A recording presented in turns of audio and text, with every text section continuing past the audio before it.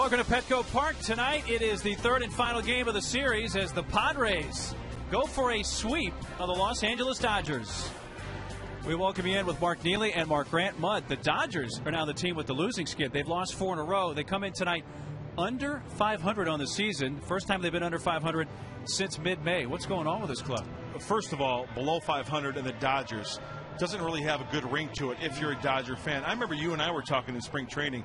I was kind of picking it was a race between the Dodgers and the Rockies to win the West. With this lineup, I mean, it's unbelievable. And when I look at this lineup, these guys are just too good, too talented to have the type of record that they have. Now, there's talent, and then there's guys who come to the ballpark and think they could just throw their glove out there and throw their bat and win a ball game. You know, I'm not questioning the Los Angeles Dodgers' heart or anything, but these guys are just too darn good to have the record that they have right now. But it works well for the Padres because look where they're sitting these days. And then you look what the Dodgers have done, or more accurately, not done in the second half. Their offense has kind of gone in the tank. It has gone in the tank. And you know what? You let sleeping dogs lie. You look at the first half, you have the Dodgers kind of in the race with the 4, almost 5 runs per game. But in the second half, just plummeting. Just over 3 runs. The batting average, once again, too talented to have a low batting average. And the slugging percentage is way down. 3 runs or less this team in 33 of 51 games since the All-Star break. And hopefully Corey Lupke can exploit these numbers and the weaknesses of the Dodgers continue that trend tonight. And with Lupke on the mound, no Ethier or Loney in the starting lineup for the Dodgers tonight. Totally different lineup. And you know what? Once again, Corey Lupke, his second major league start. I'm not saying, these are all big league hitters. Still, he's got some work to do, but still not like the firepower they have with Ethier in the lineup. Let's take a look at the pitching matchup for tonight for the Dodgers. It's Chad Billingsley, who has put up a 2.66 ERA since the All-Star break, and he's stingy with the home run ball, giving up only 8 on the season. And Corey Lupke makes his second big league start after winning 10 games in the minor leagues this season. Tonight's pitching matchup is presented by Papa John's. Better ingredients, better pizza, Papa John's. 25-year-old Corey Lupke will try to keep the Padres alone in first place. The starting lineups in the first pitch, Dodgers and Padres straight ahead.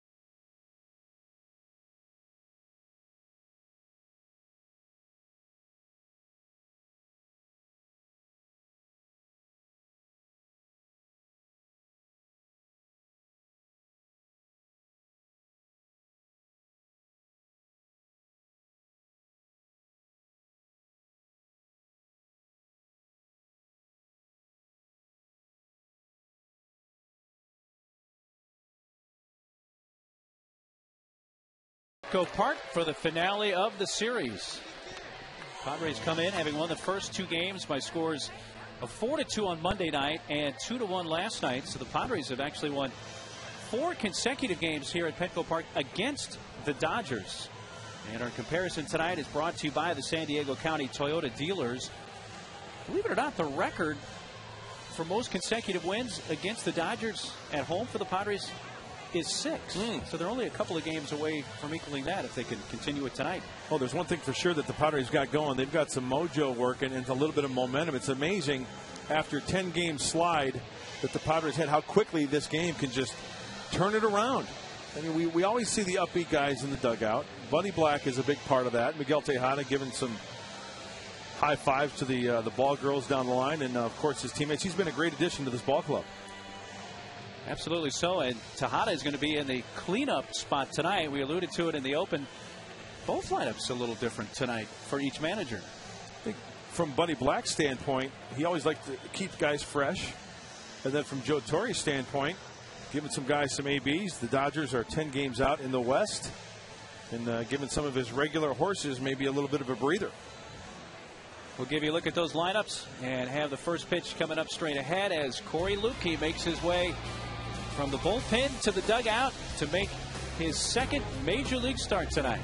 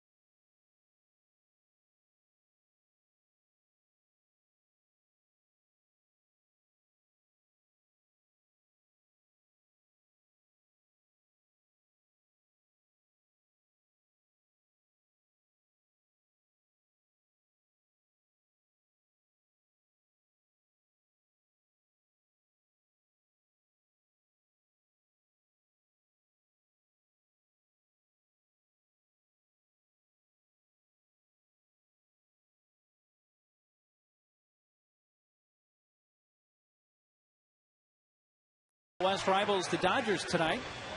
Those captioning for this telecast brought to you by Corky's. Don't let termites steal home, especially your home. Call Corky's at 1-800-901-1102. Joe Torre's Dodger lineup tonight is brought to you by Floor Trader. Pay way less for your flooring and take it home today. Now open in Lemon Grove. A little different lineup. Sednick still out front. Paterio moving into the 2 spot with Furcal now third. Blake is in the cleanup spot. Kemp, then Reed Johnson. Russ Mitchell makes his first major league start. Barajas catching and Billingsley batting ninth. Love those Padres with their 1-game lead in the West. And I love the homemade signs. Put a lot of heart into that. And they said, you know what, Mom, Dad, I'm going to make a sign. And got them autographed. You got the markers out. They got the glitter out. You got to love that. Here's tonight's starting pitching profile brought to you by the Mark Condos. Luxurious downtown San Diego condos from the 300s. Go to themarksandiego.com. Corey Lukey talked to him before his, or after his last start, rather. And he said, you know what, the legs were kind of numb. The heart was beaten very quickly. And he said he kind of fell into place like maybe the second inning after the first or second out. Fell into a little bit of a groove, but made a couple of bad pitches to some good big league hitters, and they put it out of the ballpark. Yeah, those were fastballs to Giambi and Tulowitzki, and Corey said after the game, hey, I've got to locate that fastball better. That, I assume, would be a big key tonight. We are set to go. Scott Podsednik, the left fielder, leads off for the Dodgers.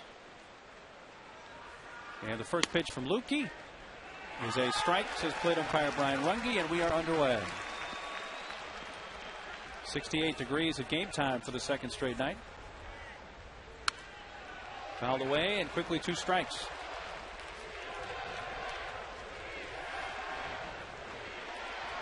Had Latos last night. 10 strikeouts for the 3rd time in his last 4 starts. Allowed 1 run in 7 innings, and he was magnificent. Stud. Had all 4 pitches going last night. Unbelievable. The curveball has really, I mean, that's something he basically broke out this year as Clayton Kershaw pitched to Jim as well. Strike 3 on the outside corner. He gets Podsednik looking, and that's the way this one begins.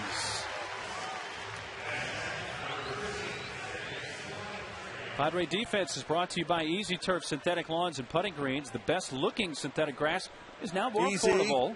Call 1-866-EASY-TURF.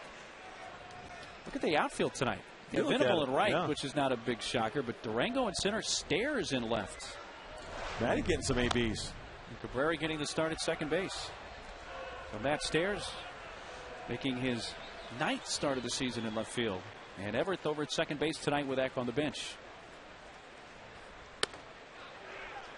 A strike to Terrio. Let's take a look at that last pitch to Podsednik. Did he get a call? Apparently he did. Hey, remember last night Hunter Wendelstedt was behind the plate and he had a liberal zone. So I'm sure Corey, after getting that call strike, he's going, you know what, if I can live out there consistently, why not go back out there? Brian Runge behind the plate tonight. Jerry Lane, the crew chief.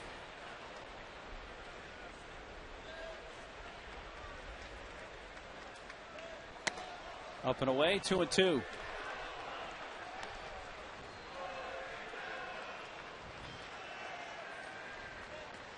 Keep it score. Everybody's got their own system. Yeah, I was looking. She's got the backward K there. Or he does. Got the French manicure working. Inside. That's why I said she. Yeah. Good seat. Love keeping score. Keeps you in the game. Back to the mound. Lukey, the overhand throw to Adrian. 2 outs. It'd be nice for Corey to have a nice 1-2-3 inning, eh? 10 pitches so far. Yeah, remember the first inning of his debut against the Rockies.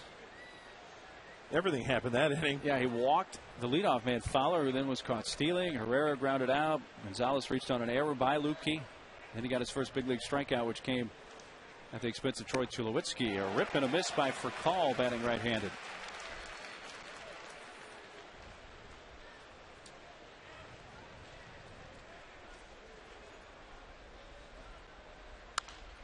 Fouled back, 0-2. If you need a refresher course on Lupke, 2-seam, 4-seam, slider, and a changeup. He'll hit about 92, occasionally maybe 93 on a good night. It's all about locating the fastball. Up and away with that fastball. And he's not afraid to go on the inside part of the plate or off the plate to the right-handed hitters.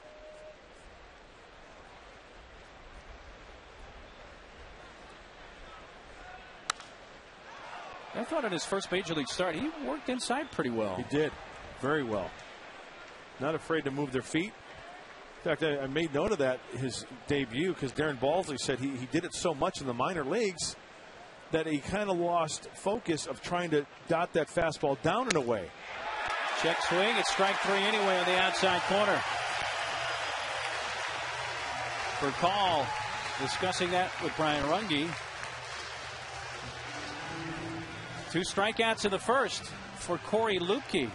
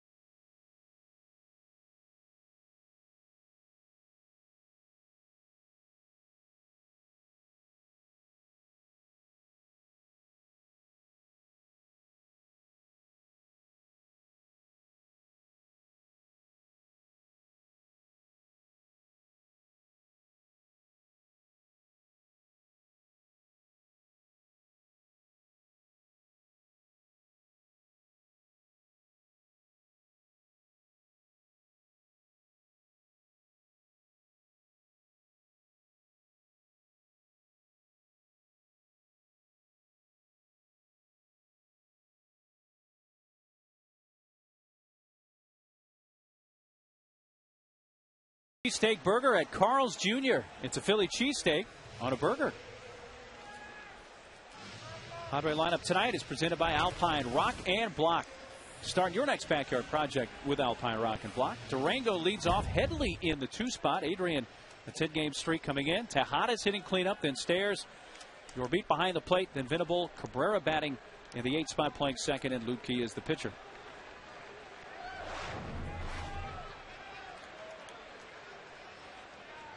Pitching profile brought to you by the all-new Cadillac SRX, the Cadillac of crossovers, as Chad Billingsley makes his 27th start, the first one in the dirt to Durango.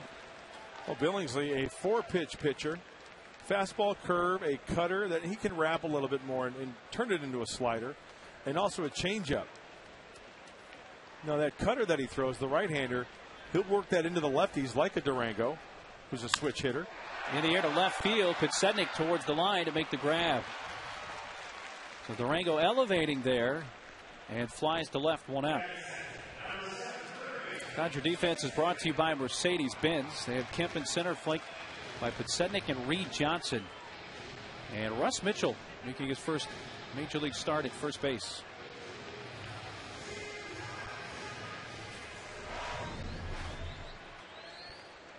Chase batting second tonight.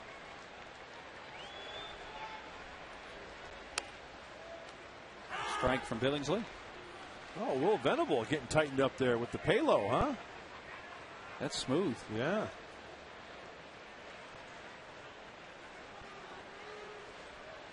Saw Mark Sweeney in the booth before the game. He crossed over to the other side.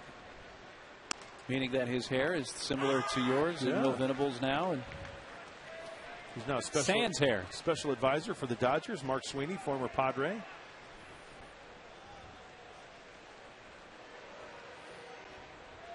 Chase at 269. Breaky ball whacked down the left field side, but foul. You know, Mark, this might be one of those games where the Padres try to play station-to-station baseball and mix in an extra base hit, because Chad Billingsley, one of those guys who can really keep the ball in the yard, does not give up a lot of home runs. In fact, 26 starts this year, only 8 home runs. Breaks the bat and a slow roller out to second. Terrio over to Mitchell. 2 down.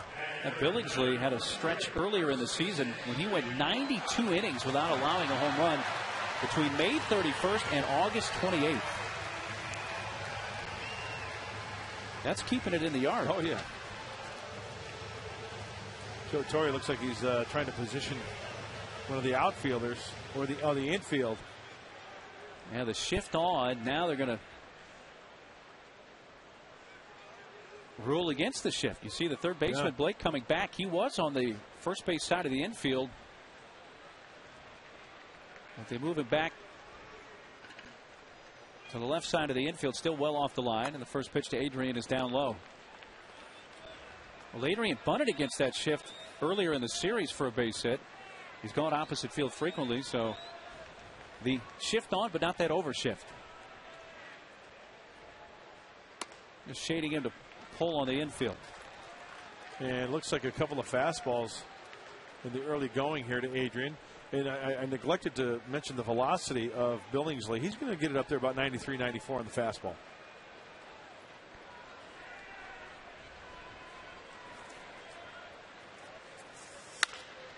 Adrian to the right side. This is the shortstop for call. Can't get it. And then it scoots past Ryan Terrio into right field. It will look like a routine ground ball with the shift for call. And Terrio come up empty. The arrow will go on the shortstop for call.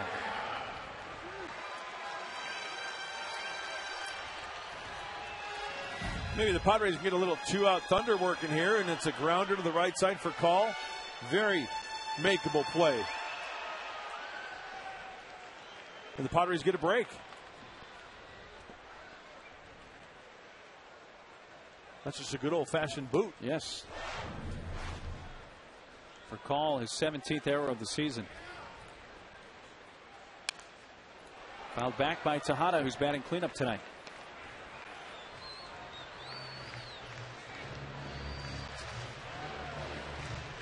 Yeah, last night Adrian batting cleanup, as you mentioned earlier, Mark. But you know, I've always liked the idea of having Adrian get an at bat in the first inning.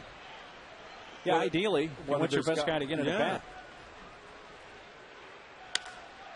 Left side, and the third baseman Casey Blake goes the short way for the force out. An error, and a man left on. Oh, that's awesome. Brought Teddy to the yard tonight.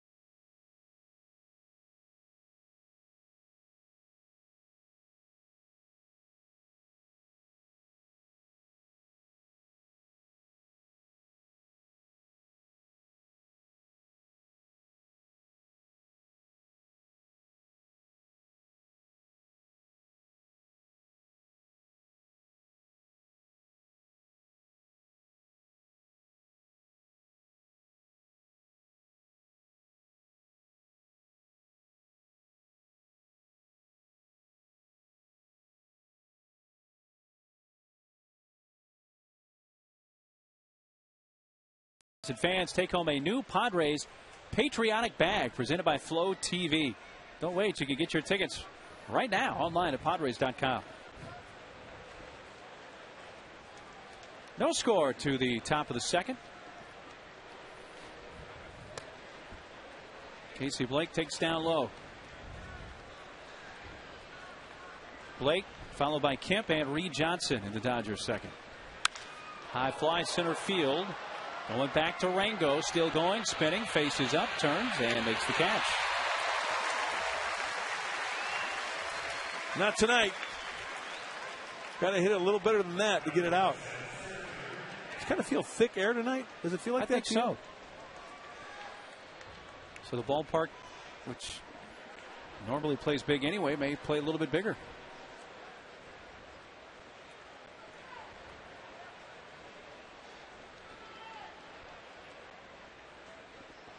Center fielder Matt Kemp. The Dodger leader with 22 home runs. Strike one. Kemp won the Silver Slugger last year. Also a Gold Glove.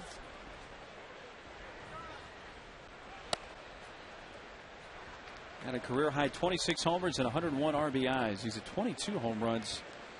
74 knocked in.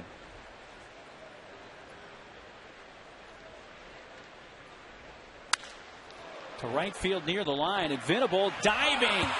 It bounces once to the fence. Kemp headed for second. Here comes the throw in. And a double for Matt Kemp. Venable tried the diving catch. Came up just a hair short. Fortunate though with the short porch there that the ball didn't have far to travel to the fence. The bounce works in San Diego's favor as Kemp stays on this one nicely, and then Will lays out just out of his reach, maybe about a foot, and then watch the carom. Off the porch, it comes right back to Will. He can come up firing. Great effort. The dive didn't cost him anything there with the bounce he got back.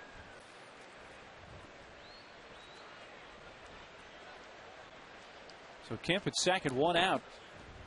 Right fielder Reed Johnson. Ball one is high. I'm not making a fashion statement by any means, but I love the look on Will Venable. He's got the high pants. He's got the dark socks, obviously, and then I like the incorporated multicolor spikes, almost spats. Quite an ensemble. Hitter Reed Johnson likes to go old school with the high socks as well. Okay, everything is cyclical, right? Is that going to eventually come back? And then the tighter pants? I don't know about the higher socks. Higher pants. Or yeah, with showing the socks. Right. I mean, so many guys now. I mean, look at Lupke. A lot of guys come all the way down over the shoes. And Latos does the same thing. Yep. I love the way Corey Lupke pounds that strike zone with that fastball. Love it. Firm, aggressive, going towards the plate. He looks like he's 14, doesn't he?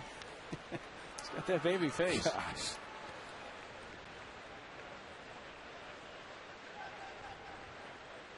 Cabrera came in behind Kemp, and Lupke steps off. Smart move by Lupke. You've got your middle infielders out of position by jockeying back and forth to Kemp. So Corey Lupke, he came set and then stepped off. Let everybody reset.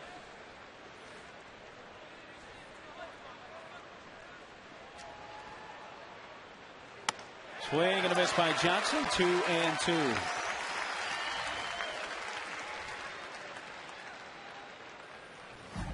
Let's see what Lupke does here. It's inside target. He misses up and away. It still works to his advantage. Now, when you have a little bit of fuzz, a little bit of giddy up, and you can miss like that, especially up and away, it looks good to the hitter. Now, if you're a soft tosser, I would guess that guys would be a little bit more reluctant to swing at that and lay off of it. Right. Johnson to the right side, jammed him, and a flip by Adrian to Lupke. Over to third goes Kemp, 2 away.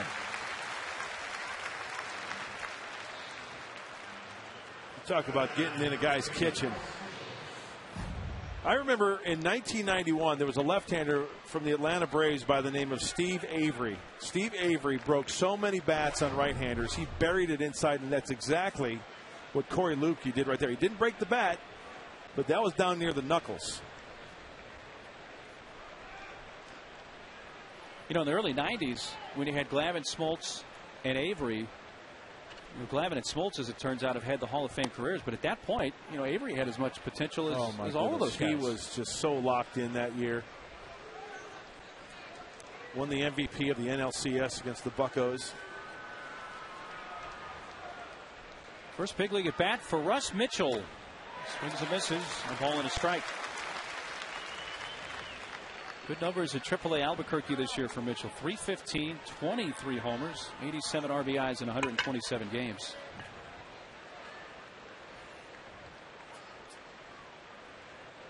Named as the third baseman on the Pacific Coast League All-Star team this year. The fastball is up high.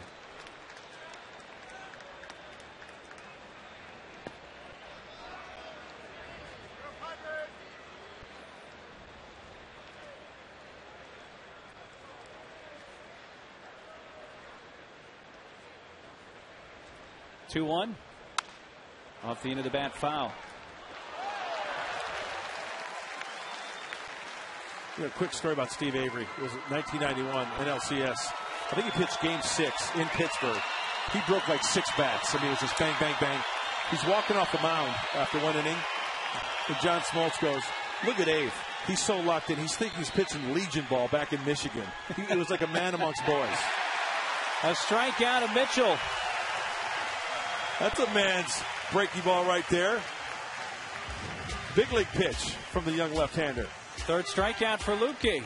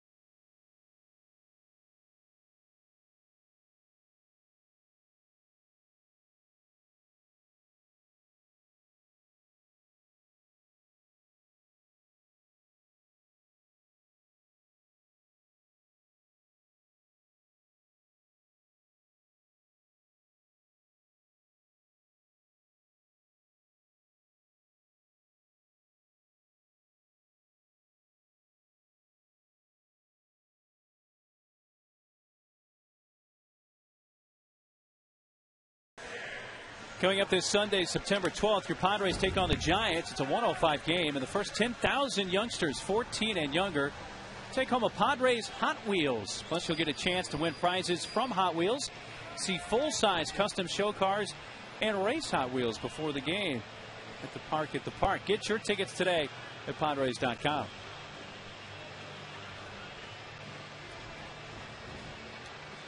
Phillies lead to face Stairs, Torey Alba, and Will Venable in the San Diego second.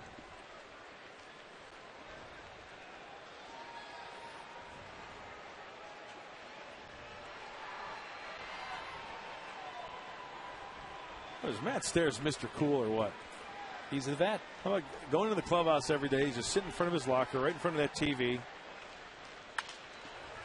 Rolls it to the second baseman, Terrio. And one pitch, one out in the Padres second. He can finish that thought. He doesn't just watch TV the whole time, right? No, he gets his work in, but he, we've talked about it quite a bit. How he just brings so much to the team because just the way he acts. It's like it's not life or death with a ground out or with a strikeout. It's a long season, and you have to keep that even keel. And I think there's something to learn from that. I love his sarcasm. He's one of the best at that. The best. He can bring that. You'll beat Torey Alba, making his first start of the series. One of the questions to Bud Black tonight was about the catching tandem. Hundley's been swinging the bat well recently, played well the first two games of this series. We know what Torey Alba's done all year long. And Bud said, hey, if you asked each guy, I'm sure deep down they'd each like to be the main guy, but right now it's working for everybody. And that's a good problem to have, isn't it? Yes. You've got a couple guys who are contributing. There's Nick, always in the game, taking care of his bat. Looks like he's taping somebody's bat. I don't know whether that's a fungo or what. It's his birthday today. Is it? Happy birthday, Nick. Hot Rod is 27 years old today. Very talented. Look at that. He can tape a handle of a bat and catch in a big league ball game. And converse. You can form a sentence. Maybe he's chewing gum, too. Strike call on 3-0.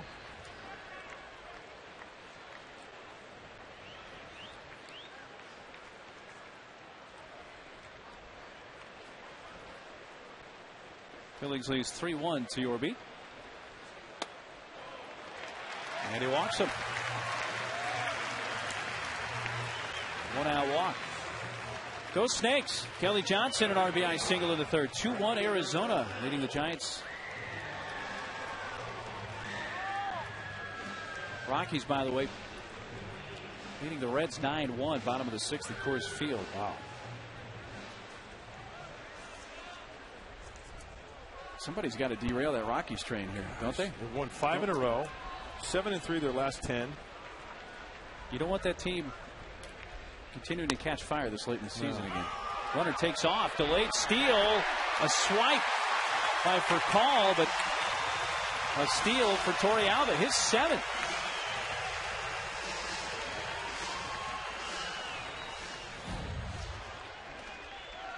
Oh, the secondary and then the delay. You catch the middle infielders napping a little bit. And that's all it takes, just a little bit. And that's another King Stallman stolen base. We're the ones who bailed you out. And that's been Will Venable's forte this year, is the delayed steal and Torey Alba getting in on the act. You have to pick the right guys. Obviously, people are going to look at Torey Alba.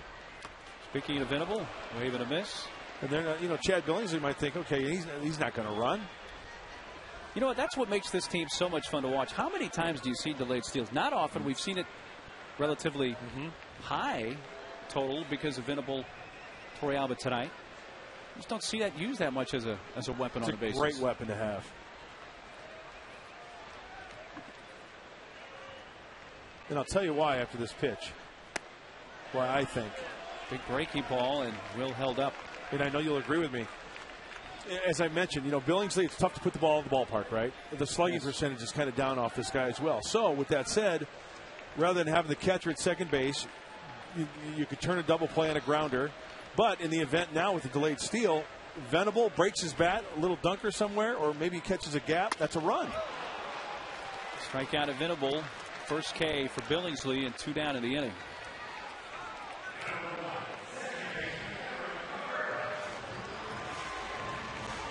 The first base open, the 8-hole hitter coming up in front of the pitcher. And it's second baseman Everett Cabrera. That delayed steal for Toriyama, as I mentioned, his 7th stolen base of the year. Gorbeen had only 11 career steals before this season. So he's been reborn in that department. Strike one on the inside edge to Everett. There's that little cutter from the righty Billingsley into the left-handed hitting Cabrera.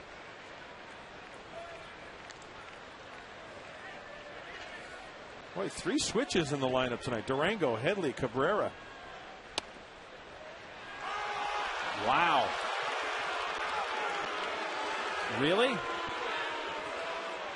A lot of break on that curveball. It about wound up in the dirt, but pitch track says strike. Yeah. Yeah. All right. Remember, it's not where it's caught. It's where it crosses the plate, right? Pitch track backing up Brian Runge, though I think Bud, like the rest of us, your initial reaction is, huh?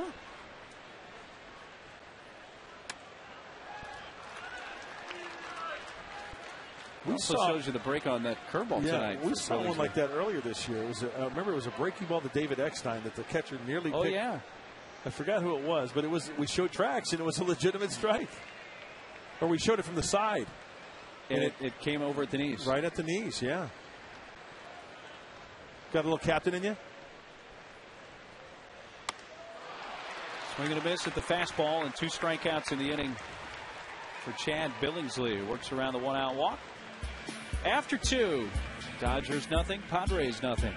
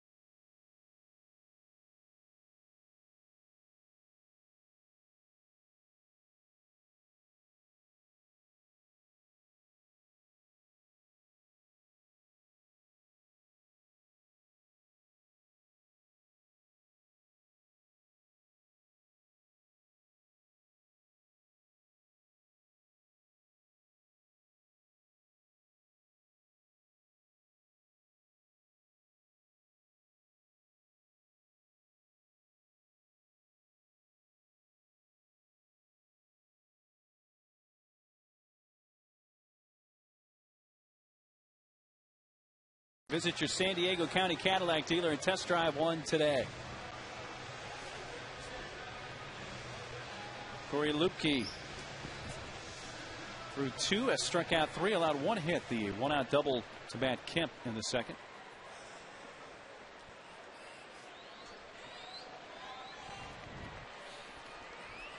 Now that giveaway was the other day. Yeah. The bat and the ball, but maybe somebody was nice enough to give him one tonight. A few more, yeah.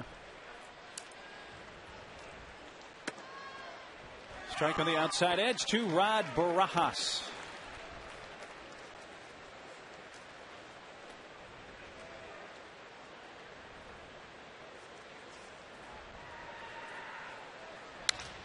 High fly to left.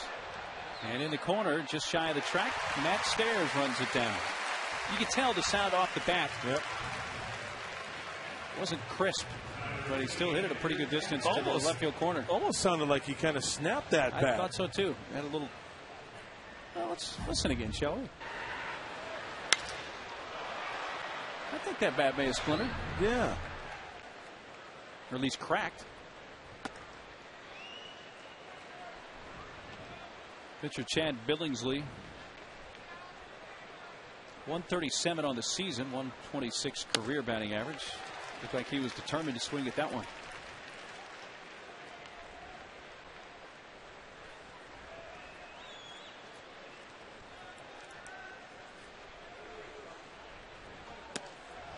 Wave and a miss. What do Billingsley and Lupke have in common?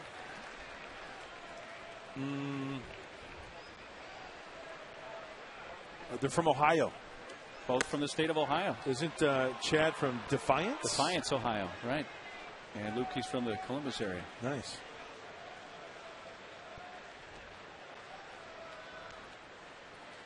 Our battle of Buckeyes here, this time won by Lupke. Strikes out Billingsley. High Definition is brought to you by Irving Hughes. Life is a lease. Negotiate well. 4 strikeouts the first time through the order for Lupke.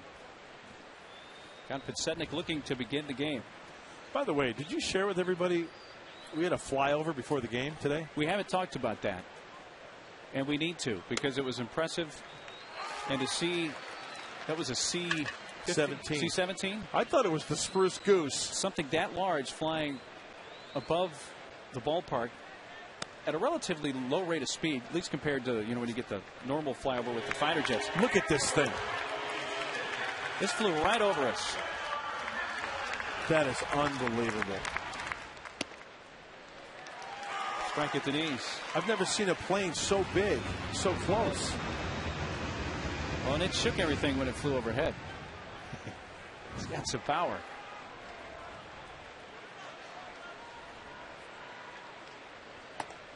Fastball at 93 is high.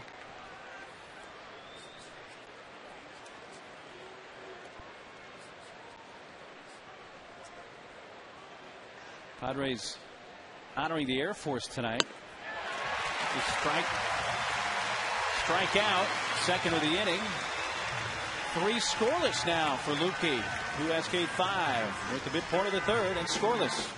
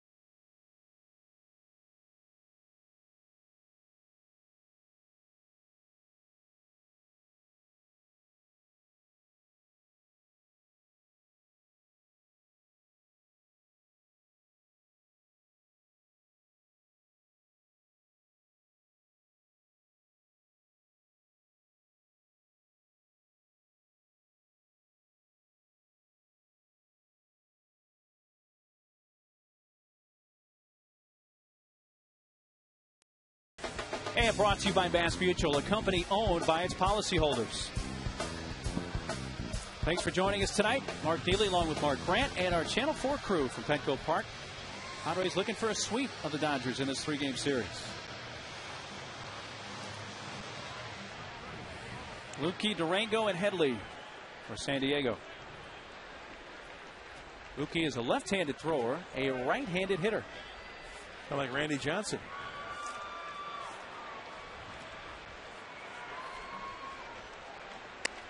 Mookie struck out in his only at bat against the Rockies last Friday.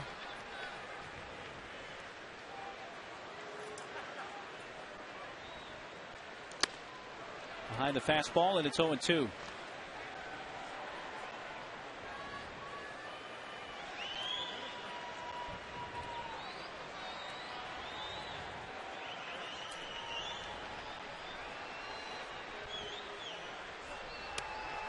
Throws him a breaking ball, and Lutke takes it. That's not fair. Strike 3. That can't be fair. 3 consecutive strikeouts for Billingsley. 1 away in the 3rd, and to the top of the order.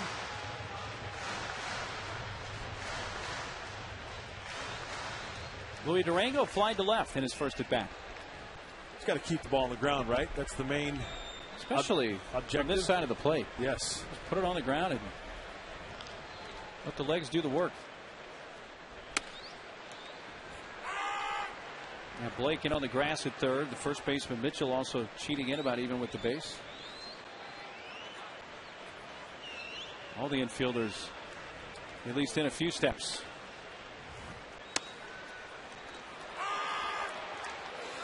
The middle infielders played at their normal depth, and he hits a routine ground ball to them. He's going to beat it out. Absolutely. They've got to shorten up.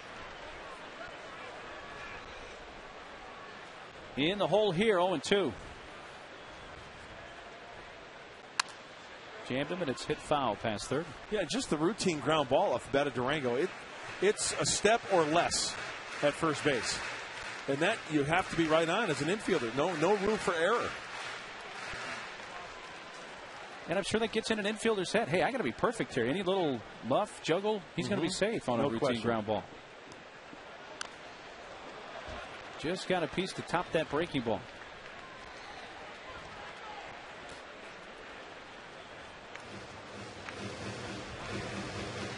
How much would you pay for to see a race between me and Louis Durango? I don't know, a nickel. Breaking ball, and he hits it towards the middle, over to get it. Terrio, and he's not going to get it for just the very reason we spoke about. How fun is that kid to watch? And it wasn't even close. Breaking ball, right up the middle. 2 bounces. And Terrio, oh, you know what? I didn't see the... Well, that's why it wasn't even close. Right. You know, he may have been safe even if Terrio gets rid of that ball cleanly. Who knows? I think so. Does go as an infield hit for Durango, and he's on the run, and no chance as Barajas lost the handle on it. And Durango gets his 4th stolen base of the season in the big leagues.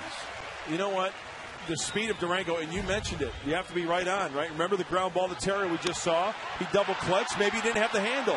Well, the speed of Durango, Barajas can't find the handle. Maybe trying to be a little bit too quick.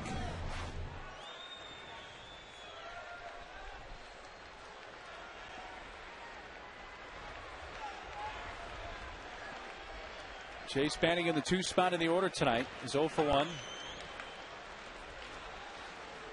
Rolled out to 2nd in the 1st inning. The speed of Durango, he might score on an infield ground out sometime from 2nd base. 0-1 pitch, instead the step and look by Billingsley. Now he's in the head of Billingsley.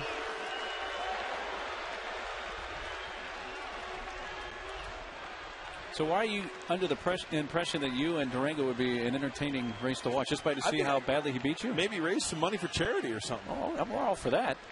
And watch me blow out a hammy in the process. Hammy, quad, Achilles, the whole shooting match down there.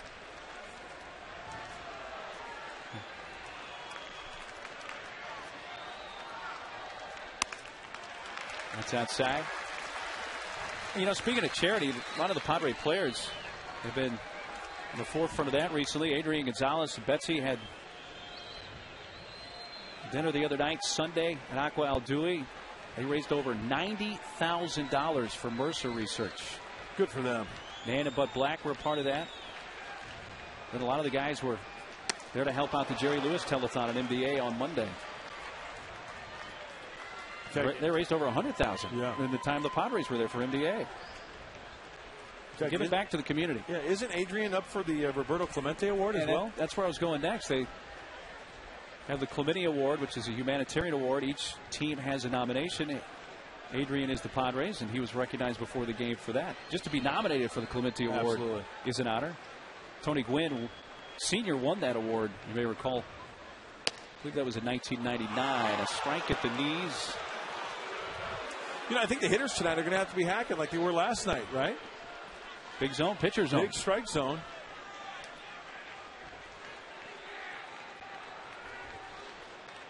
Adrian waiting on deck. Durango at second. One out. No score. Last of the third.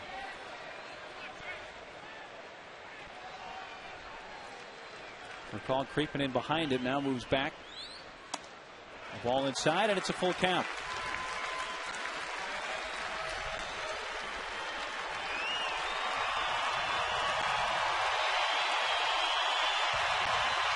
Interesting pitch here. Bob Scanlon mentioned it in pregame that Billingsley's a guy who doesn't like to give in to hitters.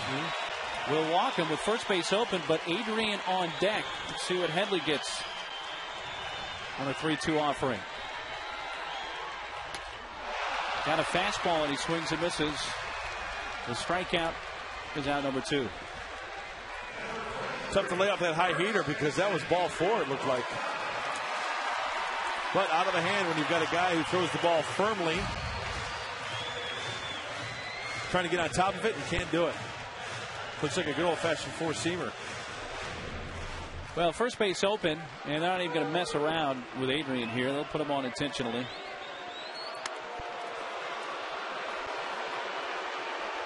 That's going to put it on Tejada with 2 on, 2 outs once this intentional pass is completed.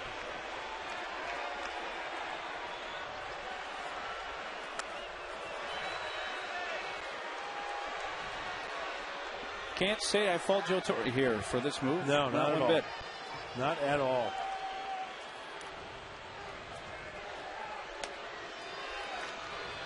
As Padre fans, we'd love to see him pitch to Adrian, but common sense prevails. Let's see if Tejada can burn him.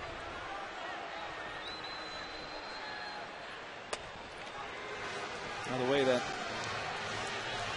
intentional walk for Adrian. Only Albert Pujols has received more intentional walks in the National League this season.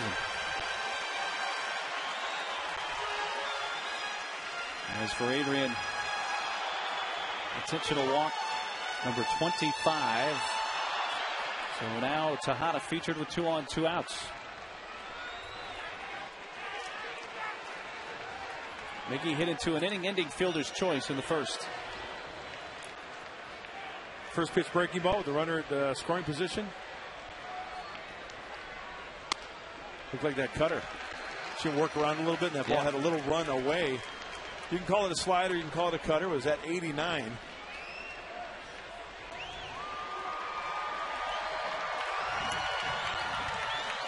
Reed Johnson, just noticed in right field, playing a little bit on the shallow side.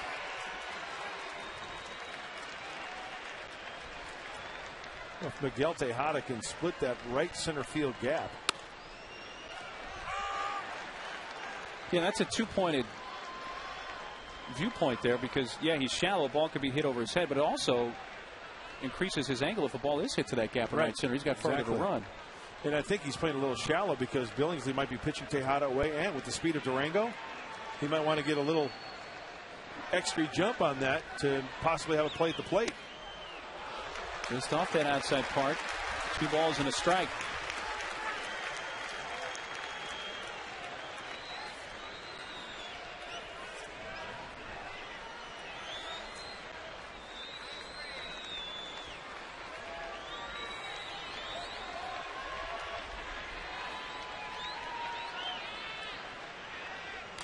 Foul tipped by Tejada into the mid of Barajas, and it's 2-2. Maybe a little bit too anxious. Look at the run. Now he throws the cutter, and then look at the run on that ball up and in. I think Barajas was kind of surprised he even caught that one. It's a foul tip.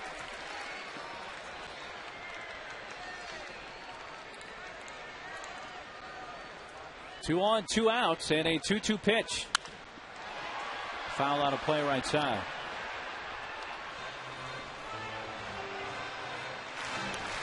Miggy has a hit in each of the first 2 games of this series. Singleton scored Monday night.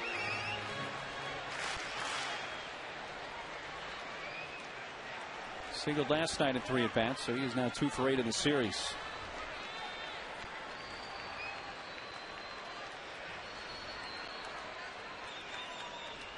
Another Billingsley 2-2 pitch. Pop foul behind the plate. Barajas tosses the mask away and right near the screen. It's a few rows back.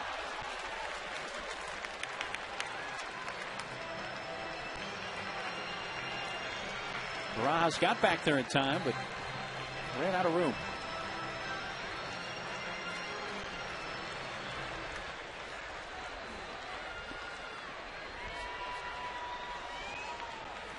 Tejada making Billingsley work here. The next pitch will be Billingsley's 50th of the game and his 25th of this inning.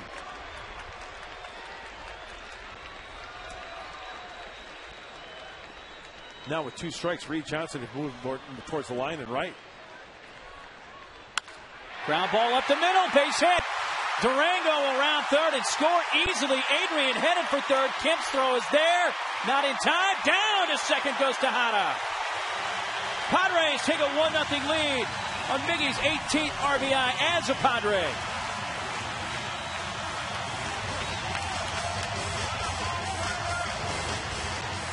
You're going to intentionally walk Adrian to get to me, huh?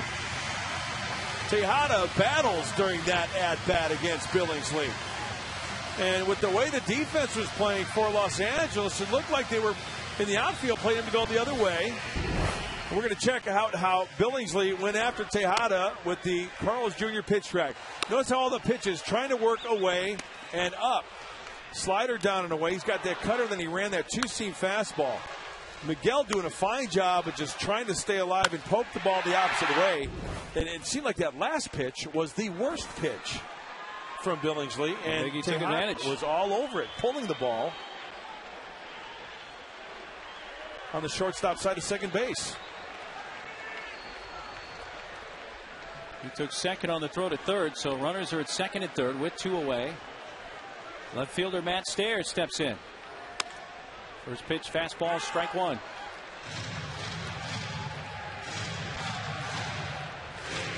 And tonight 0 for 1. He led off to second and grounded out to second. Adrian at third. Tejada at second. 1-0 Padres. See Ludwig, who's getting the night off from the starting lineup tonight.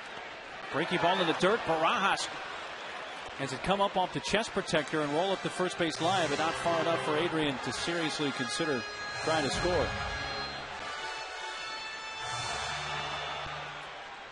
Nice block. And you know what? We saw a good breaking ball from Matt Latos last night, the 12-6. Billingsley also. See where this ball bounces? Right out front of home plate. That's like a 58-footer, huh? I may give him 59 on that. Really? Let's call it 58.5. Yeah, well, we'll split the difference. 1-1 pitch. Fouled off. But I was going to elaborate on that curveball. You know, Latos had a nasty one last night. Billingsley's got a good one. That 12-6 curveball is something that's kind of gone by the wayside a little bit. You don't see it too often. Yeah, you don't see the 12-6 nose to toes curveball that much anymore. The power one. You know, the hard one. Dale Koufax. That one started at the bill of your cap and wound up at your feet.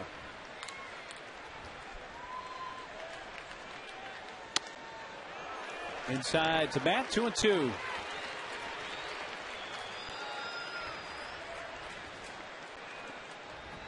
The lead for Lutke. Something he's yet to have in his major league career. Trailed 1.4-0 in his first start to the Rockies. Check swing, or did he? I'm going to ask for the appeal. And another breaking ball in the dirt. And that's a full count. Let's take a look ourselves. No, he did not go on that one. Are you shocked I said that? That's a rarity for you. And I'm not just saying that because he's got Padres on his chest. I don't think he went on that one. Full count with 2 outs. High to Stairs, and the bases are loaded. Nice patience by Matt Stairs. He will kindly pass the baton to Yorvik Torrealba with the bases FOP full of Padres.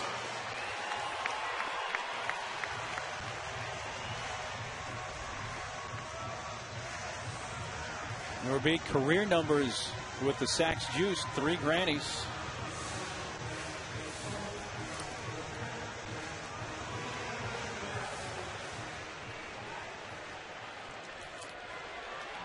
Yorvik walked in his first plate appearance an inning ago. Padres getting that pitch count up there for Billingsley. He's at 56. Yep. He's tossed 31 in this inning alone. A run in, bases loaded, 2 outs.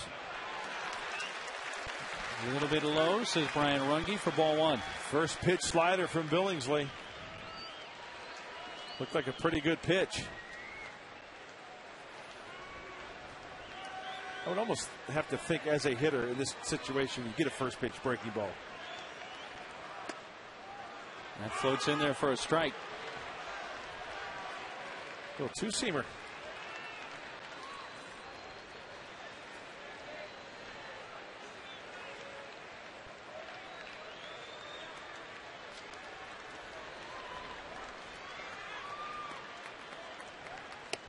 Torrealba fooled by the curveball. He's in the hole, 1-2. There's that nose to toes breaking ball.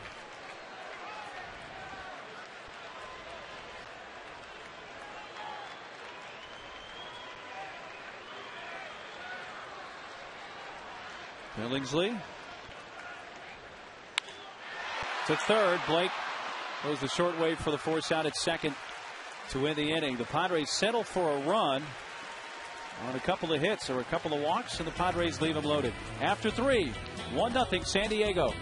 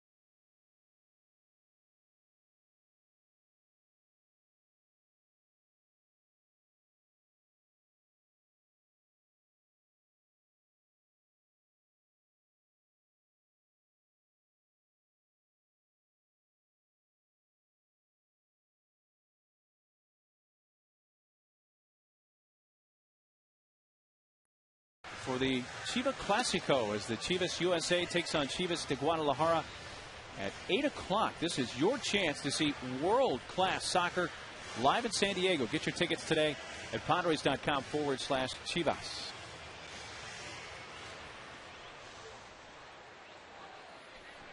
Well, let's see how Corey Luebke pitches with a lead for the first time in his big league career. I said it last night. Should I say it again tonight? There's your 1 run, kid. Faces the heart of the order. 2, 3, and 4. Terrio for Call and Blake. First pitch fouled off.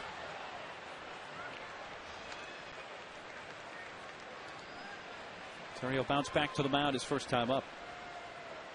Well, Bud, we've talked in the series about getting into the Dodger bullpen. Even though Billingsley has only allowed 1 run through 3 innings, 60 pitches through the 3 innings. Hopefully that means, or perhaps it will mean, getting into Joe Torre's bullpen a little earlier than expected. And I was trying to do the math on that. He's halfway to the most he's thrown this year. He's done that twice, 120 pitches. He did that back in May, the end of May, and then back in July. Last time I threw 116. I take that back. I stand corrected. He threw 125 pitches against the Giants back on July 21st.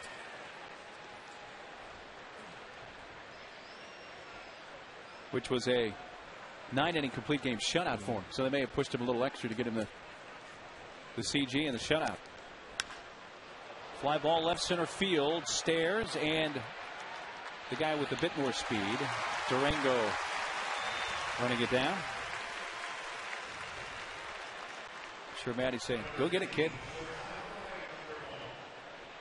I know we've only seen Corey Lukey a little bit at the big leagues, but one thing that I can look at as we take a look at the pitch count, you can really see he's got a pretty good idea what to do with the baseball and stay out of the heart of the plate. Stays away, ball 1. Even that ball off the bat of Terrio that we just saw, it just had that dull sound to it. Right off the end of the bat, foul.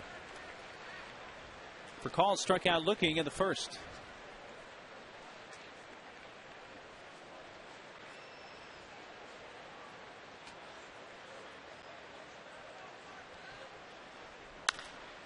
Up the middle, diving stop from his knees. Tejada loses the handle on it. I don't know if he had a chance, a legitimate shot anyway at first, because Furcal runs very well, but Miggy wanted to give it a shot and make a throw, but just couldn't keep the grip on it. My money would have been on Furcal. He gets out of the box quickly, even from the right side, because Miguel throwing from his knees, I don't think he'd have enough oomph on it to get it over to first base. 1 out hit for Call. The second of the 9th for LA.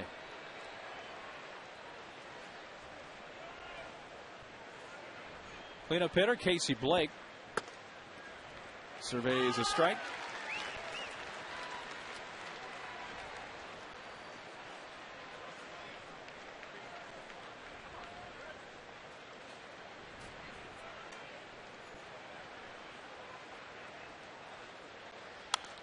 Fouled off by Blake. 0-2.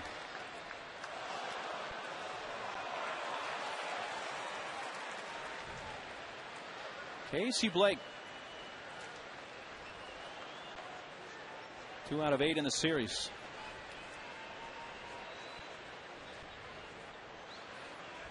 Blake had a career high 363 on base percentage last year, in 2009.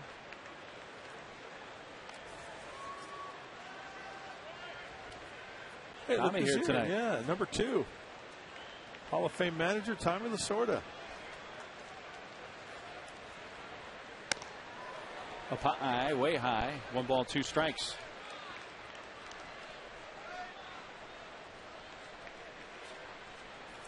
Blake sporting a 337 on base percentage coming in tonight this year.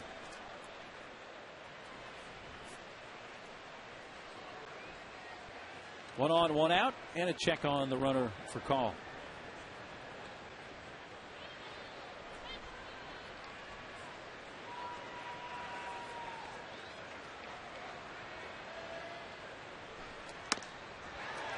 He holds up. And the outside fastball, 2-2. Good chance Corey's probably going to come inside with that fastball or a breaking ball. He loves to do that. Heads up, left side of the infield.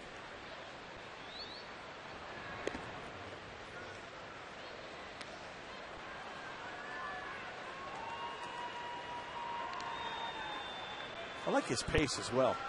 Lukey. Pretty good rhythm. Call takes off to first. That is fair. Adrian steps on the bag. They get to put out there and down to second for Call. Well, he went away, and it was a weak swing, which is a good thing for Corey Lukey. It was a high changeup. And, I was really surprised. Jerry Lane, the first base umpire, he called that. The ball was on the home plate side. That's usually the home plate umpire's call. Yes. It was a fair ball. So the Padres get the out. I think why it took Jerry Lane a while to call it, I think he was waiting for Brian Runge to make the call. I don't think he did.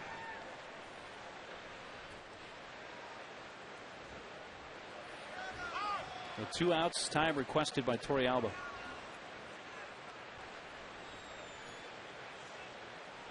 Kemp has one of the 2 hits with a double to right in the second.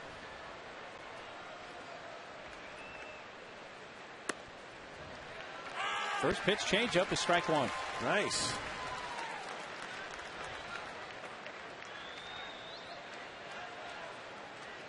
Yeah, maybe Corey Lukey was, obviously he was watching the game last night, charting inside, maybe watching the pitches from Matt Latos.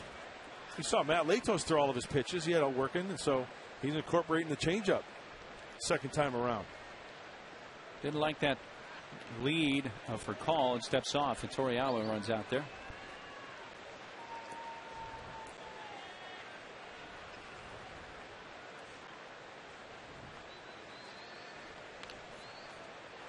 Got the hoodie going tonight. Yeah. Those hoodies are the rage now, aren't they? They're everywhere. Yeah.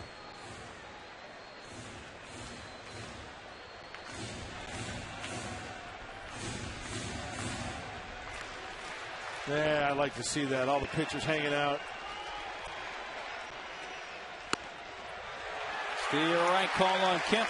0-2.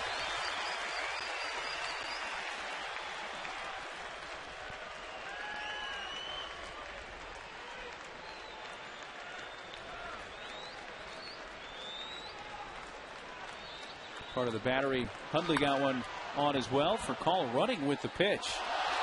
Fouled away, and for Call had that one stolen had it not been fouled away.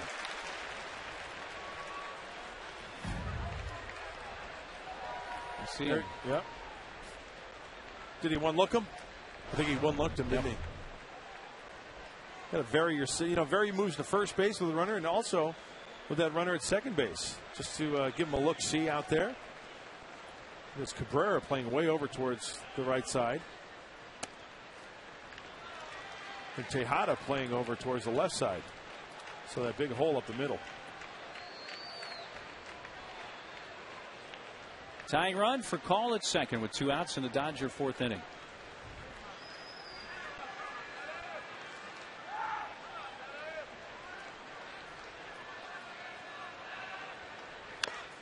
Kemp fouls it off his foot. That hurts. That is a direct shot on the breaking ball down and in.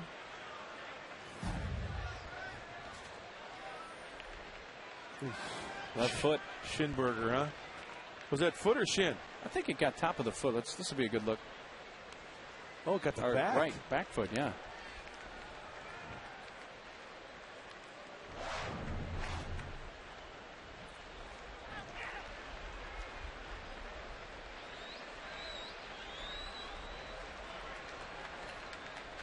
Runner takes off, and it's foul. No, in front of the plate, fair. Torrealba picks up and gets it to Adrian to end the inning. Ball only got about 6-8 feet out in front of home plate, and a 2-3 put out of Kemp. And Lukey keeps it 1-0.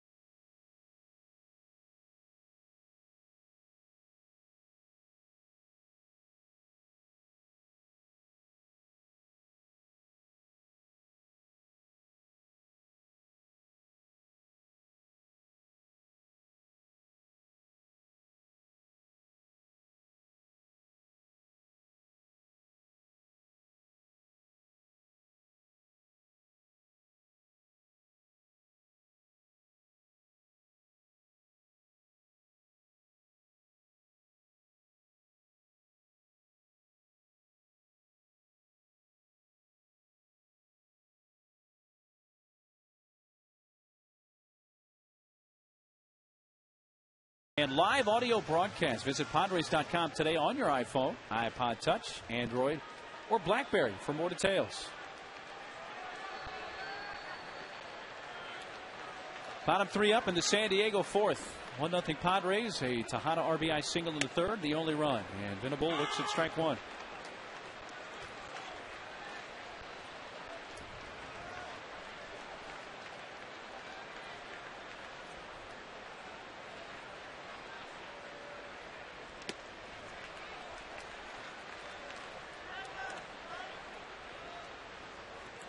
We talked earlier on the telecast mode about the fact Billingsley's only allowed 8 home runs this year. You look at the first 3 innings.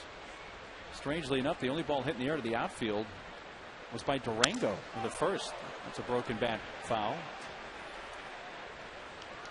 Tough to square one up and elevate it, I guess, off this guy. It has been this year. But, I think the big pitch for Billingsley, that's maybe one of the reasons why you see those numbers keeping the ball in the yard, is that cutter. See the breakdown of 63 pitches. Cutters into the lefty. He's got that curveball working that I haven't seen him hang a curveball tonight. Fastball fouled back.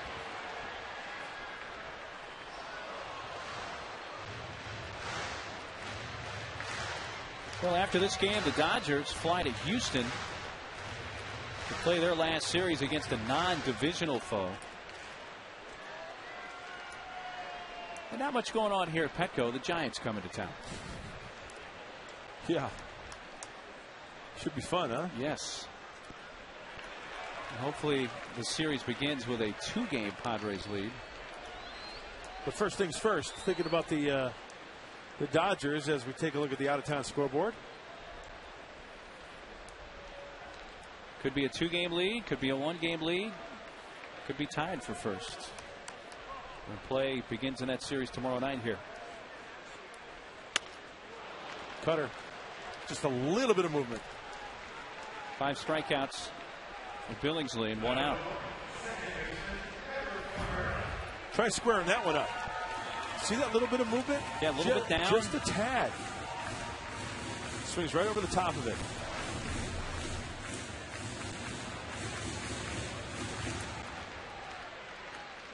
By the way, it's Matt Cain against John Garland here tomorrow night. Bud Black officially named Tim Stauffer the starting pitcher for the Saturday game. Bud announcing that prior to tonight's ball game. So Stauffer's going to throw the 3rd game. If I go in order, it's Garland against Cain, Richard against Sanchez Friday night, Stauffer against Bumgarner in the 3rd game, and Sunday Latos against Lincecum. Nice. Good matchup. Great matchup. Latos, we know what he has been doing. Lincecum's had more of an up and down season for the reigning Cy Young Award winner. Seems to be getting it back together, though.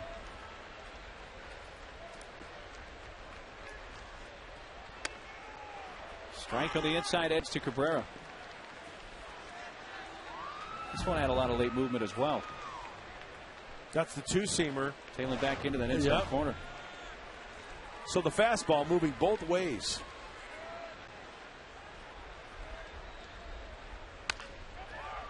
To first, that's a fair ball, and a step onto the bag from Mitchell. 3 unassisted, 2 down.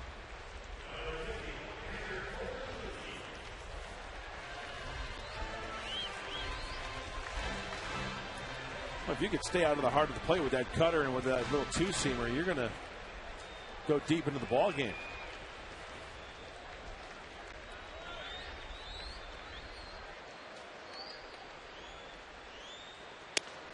Lupke takes a strike.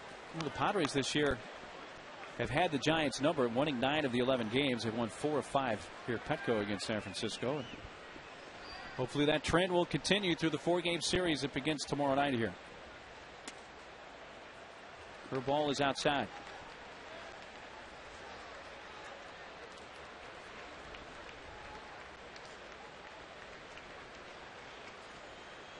Well, I'm sure that Sue Botus from the Padres Foundation is just going nutso with Corey Lupke on the team. Got a Buckeye on the roster now. Went to Ohio State. You know, she actually, in her office, Sue does a great job, by the way. Yes. The best. She's got a bowl of Buckeyes, actually, on her desk in the office. It's taking it to the limit. It looks like a little, a little nut. Yeah. But then when it blossoms, it's kind of like a red leaf flower, right? Yeah, that's why on the helmet. That's what that is. Yeah, when they award make a tackle those for or good something. plays. Yeah. Yes, for Ohio State football. 2-2 pitch. 3 up, 3 down. First time the Padres have gone in order tonight. 6 Ks for Billingsley, and at the end of 4, Padres 1, Dodgers nothing.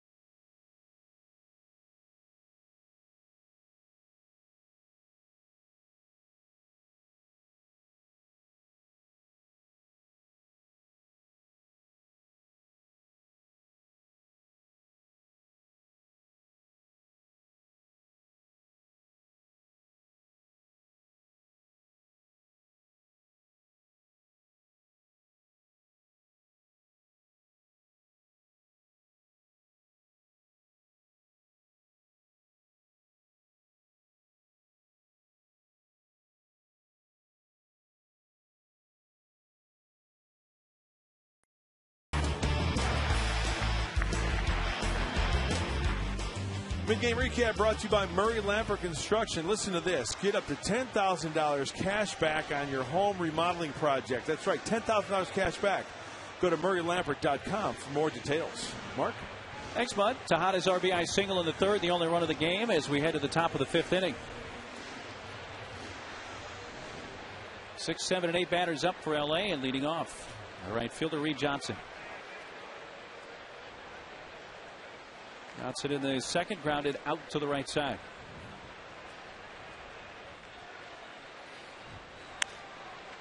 Soft roller. Lukey spins into Adrian. 1 pitch, 1 out. Gotta love those, huh? And once again, off the end of the bat, staying off the sweet spot. Nice pitch count for the young left-hander. Pretty good ratio as well. Yes, sir. 2-1.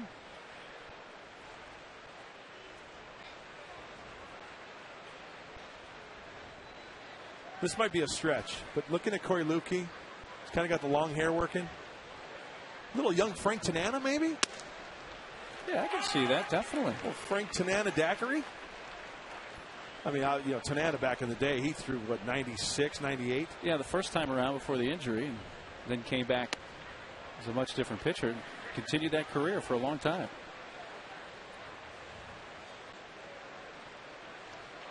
Facing Russ Mitchell, who struck out in the 2nd. Mitchell's major league debut. These two, though, have squared off before. August 16th in the minor leagues against Lukey. Mitchell was 0 for 3. That was at AAA. Portland was taking on Albuquerque that night.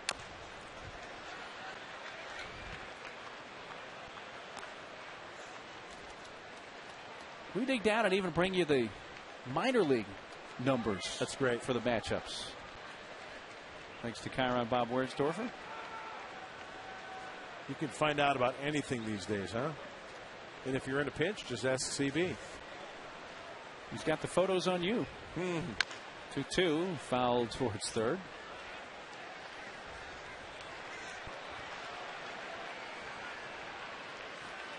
One out, nobody on.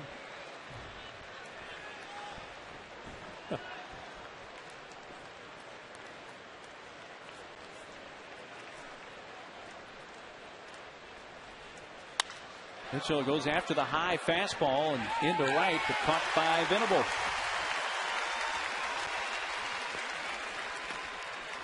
Two away in the fifth.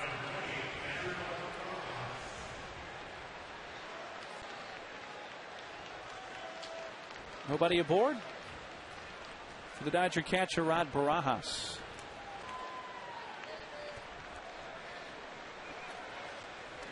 Barajas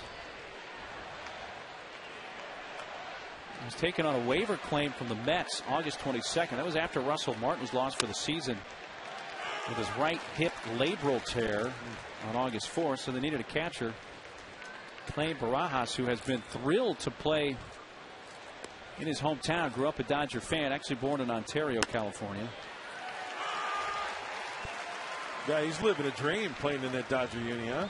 His fifth major league team: Arizona, Rangers, Phillies, Toronto, Mets. Actually, six different team now. 0-2 way high. We've seen Corey a few times kind of overthrow that fastball and miss way up and out of the zone.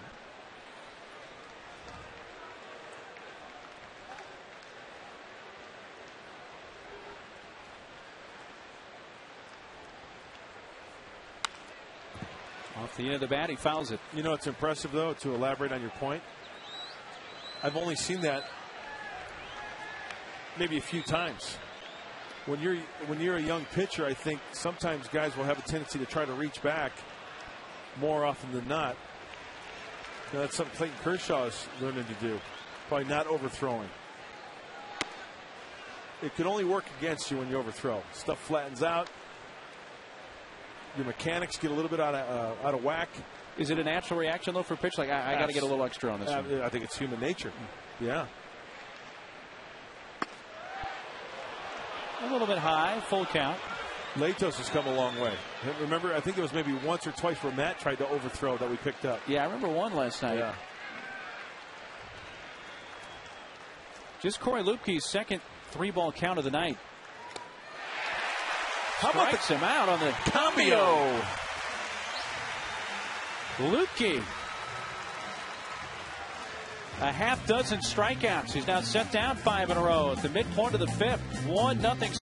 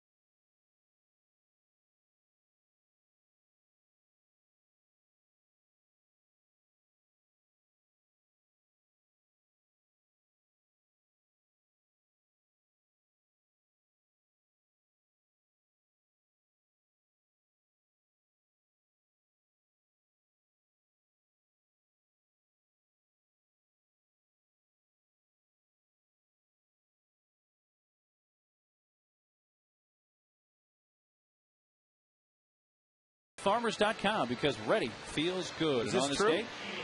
Well, we don't put up false statements. Okay, just checking. true story right here. It is. September 8th on this date in '85, Pete Rose had a 2-hit game, which tied him with Ty Cobb at that point at 4-1-9-1. Which, of course, he would break against the Padres. Eric Shaw on the hill. Bruce Bochy flashing signs. Yeah. You were just told what I was going to say. Most people remember Shaw was on the mound, but do they remember who was catching it? It was Bochy. Top of the order, Durango takes high.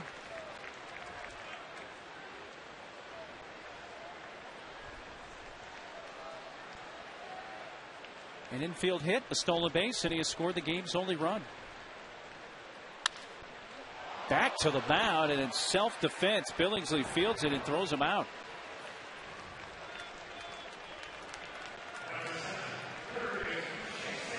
Good to see Durango, though, hit it hard, hit it on the ground. That ball's a few feet out of the way. He's probably got another hit. That's the main thing. Hit it on the ground and take your chances. There are no bad hops in the air. Just happened to hit it at the wrong spot.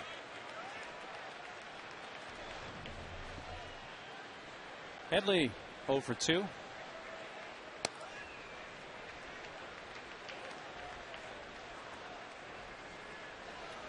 Chase in the first, grounded out to Terrio at second, and then struck out swinging in the third.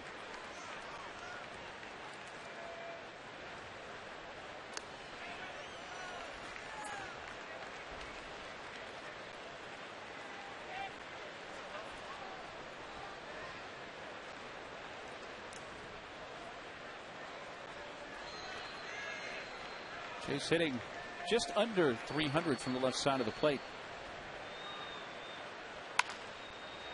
Pulled foul. Okay, since we talked about Pete Rose, records that will never be broken in baseball if you had to place bets. There's quite a few. I'm going to say Ripken's streak. Ripken. How about DiMaggio's hitting streak? Yeah, that has a better chance than Ripken's, but yeah, it's still very remote. The Pete Rose hits. It's got a good chance of sticking. How about Oral Hershiser's scoreless innings streak? Tough one, but not unreachable. Yep. 3-1, fouled back. And then there are the early era guys. Nobody's going to win 500 games again. Right. Going to hit the Cy Young totals. 5-11, right? 5-11, right.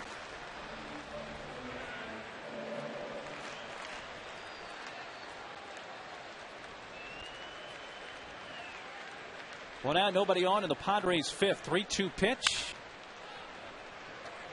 Another one pulled right past Rick Renneria, the first base coach's box. Got any other ones? No, but to expand on that Oral Hershiser scoreless inning streak, where he broke Drysdale's record. Put it in perspective. High fly, left field. Pitsednik retreating, and at the fence makes the catch. A step or two shy of the padded fence. And they gave it a good ride the other way. Billingsley does not give up many home runs. We talked about only 8 on the season. Give you an idea how tough it is. Talking about Oral Hershiser's scoreless streak. As dominating as Matt Latos was last night, the Dodgers still scored a run off of him. Oh, I'm not saying it's going to be easy. You know what I'm saying? Yeah. You got to have a lot go right. Number one, you need a good defensive team because it's not just earned runs. This is runs. Right. So you need a good defensive team behind you. Or at least it helps immensely.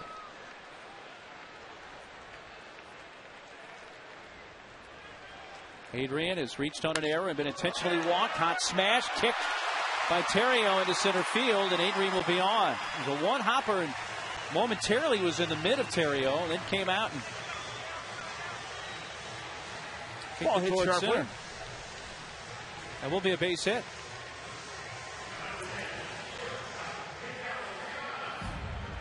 Well, Billingsley throws him a fastball. It's up and away. Could not catch it cleanly, and then a little bit of hacky sack at Ryan Terrio. accidentally kicks it into shallow center field.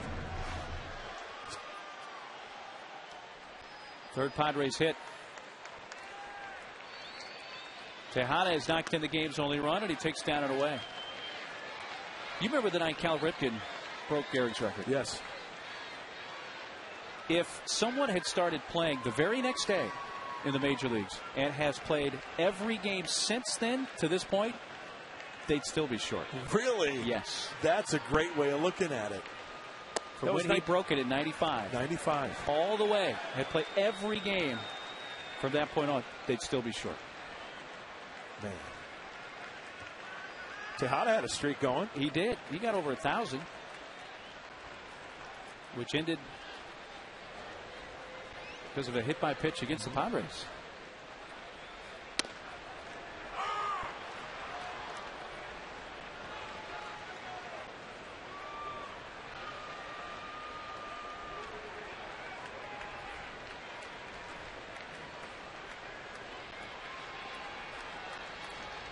One pitch from Billingsley. A check swing and a ball low. 3-1. Short slider from Billingsley. We've seen the two-seam fastball tonight, the four-seamer. He's breaking out that curveball at times. That was a true slider.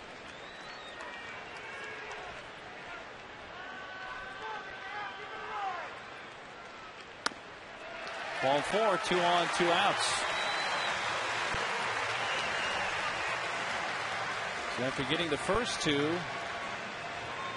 the next two have reached with Stairs coming up. Let's update what's going on in Phoenix. D-backs have added a run. Stephen Drew an RBI single in the bottom of the 7th. They still bat now with a 2-run lead over the Giants. Rockies won tonight, beat the Reds 9-2. The Colorado's won 6 in a row.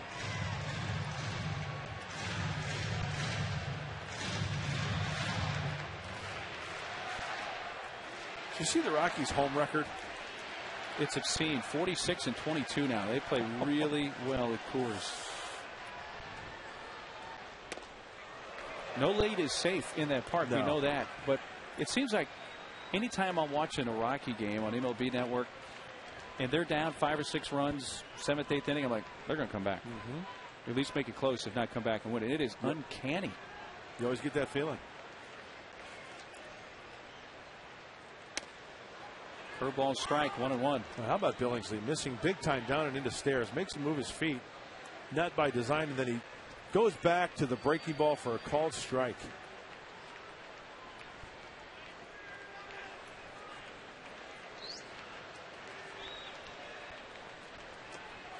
Stairs geared up, missed it. So did Barajas, but he corrals it and keeps the runners at bay.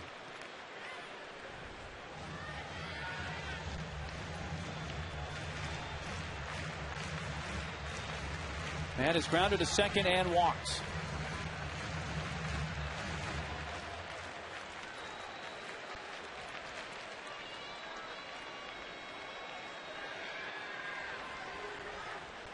Billingsley will bring his 95th pitch of the night. And there's a good chance that it's going to be a curveball. It's up. With that curveball way up.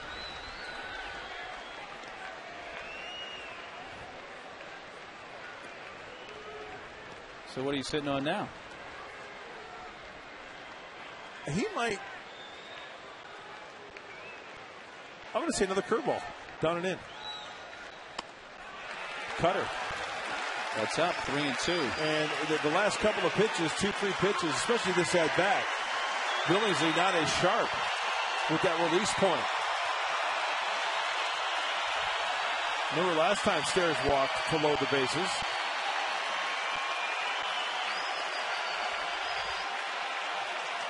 I think a control type pitch here, either the two-seamer or a cutter to Stairs. Curveball high, and he walked him. I'm surprised.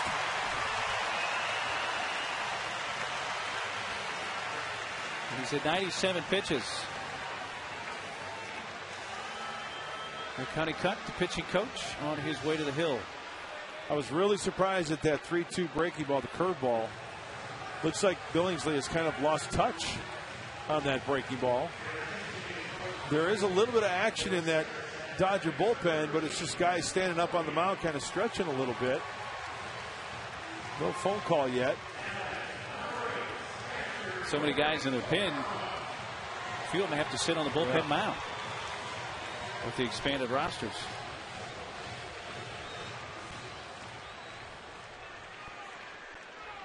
Orphea pitch running for Stairs at first base. So you can expect Chris to stay in the game and take over an outfield spot.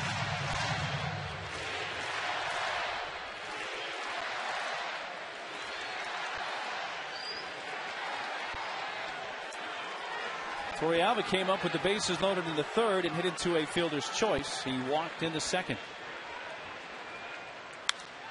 Down under it, a high fly left field. Pitsednik. Torrealba went after the first pitch, a fastball, and it flies out, and the Padres leave him loaded for a second time tonight and have now stranded 8.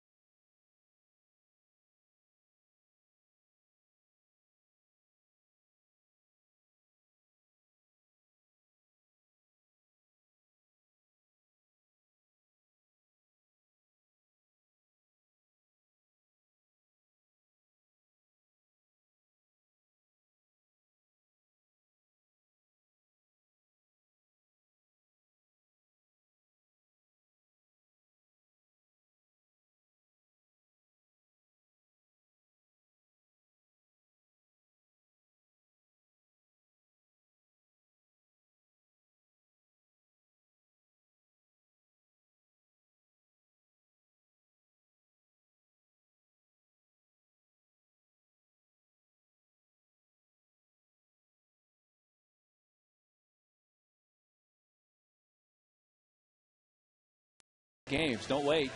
Call the number there at the bottom of your screen, 619-795-5555. Representatives are standing by.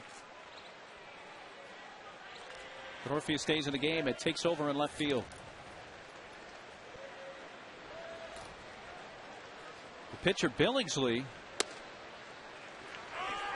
batting for himself here. He's around 100 pitches or so. Staying in, and he takes outside, a ball and a strike.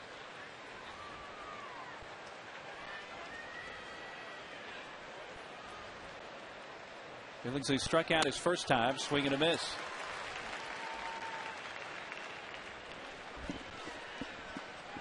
Billingsley is at 98 pitches.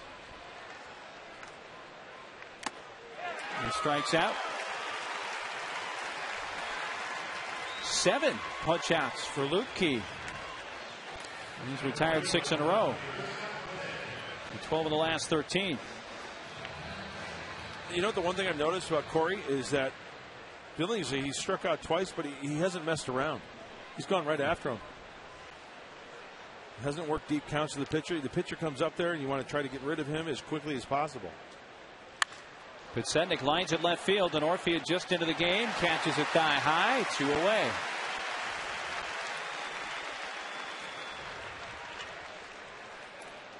And 80 pitches for Lutke. Still maintaining that good ratio, about 2-1. Strikes the balls.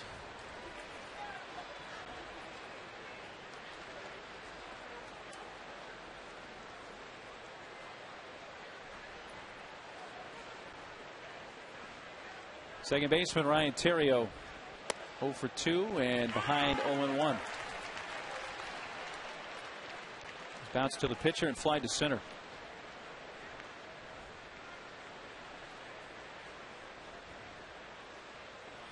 You know, looking at Corey Lupke's lines in Double-A San Antone in Portland, he broke the 100 pitch mark twice.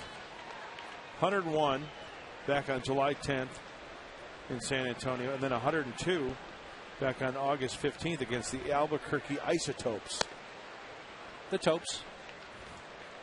The Isotopes. Named after the episode from The Simpsons. Yeah.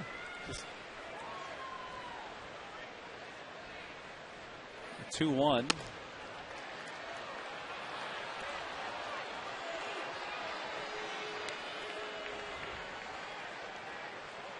A rare 3-ball count for Lupke, his third of the night. Let's see if he can locate here. Down and away. Caught that outside corner according to Brian Runge. See what Trax thought. Off the plate a little bit.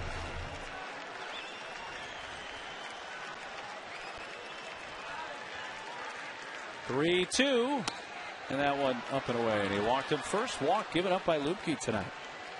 And it comes with 2 out in the 6th. Lupke in his first start walked 2 in 5 innings.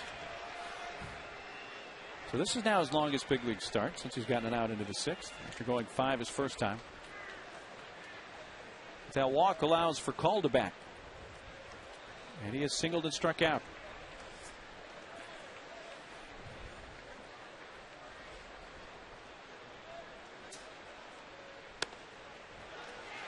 A changeup, asking for an appeal, and Brian Runge not allowing it. Torey Alba was hoping to get one.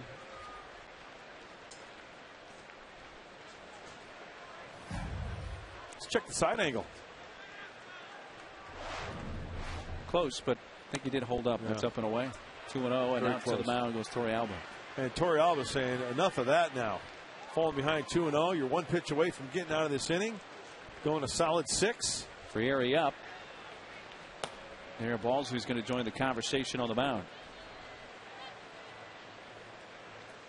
You know, I think one of the things, you want to make a quality pitch, but with the way things have been going tonight, especially with the strike zone for both sides, you don't have to make that perfect pitch. Right. It may be a little bit off the corner and get the call. I have no problem with an umpire having a liberal zone as long as it goes both ways. We saw it last night. Make him swing the bat.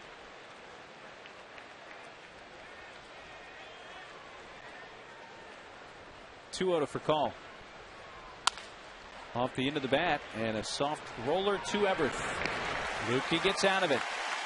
In his second major league start, Corey Lupke has thrown 6 scoreless innings against the Dodgers. And it's 1-0 San Diego.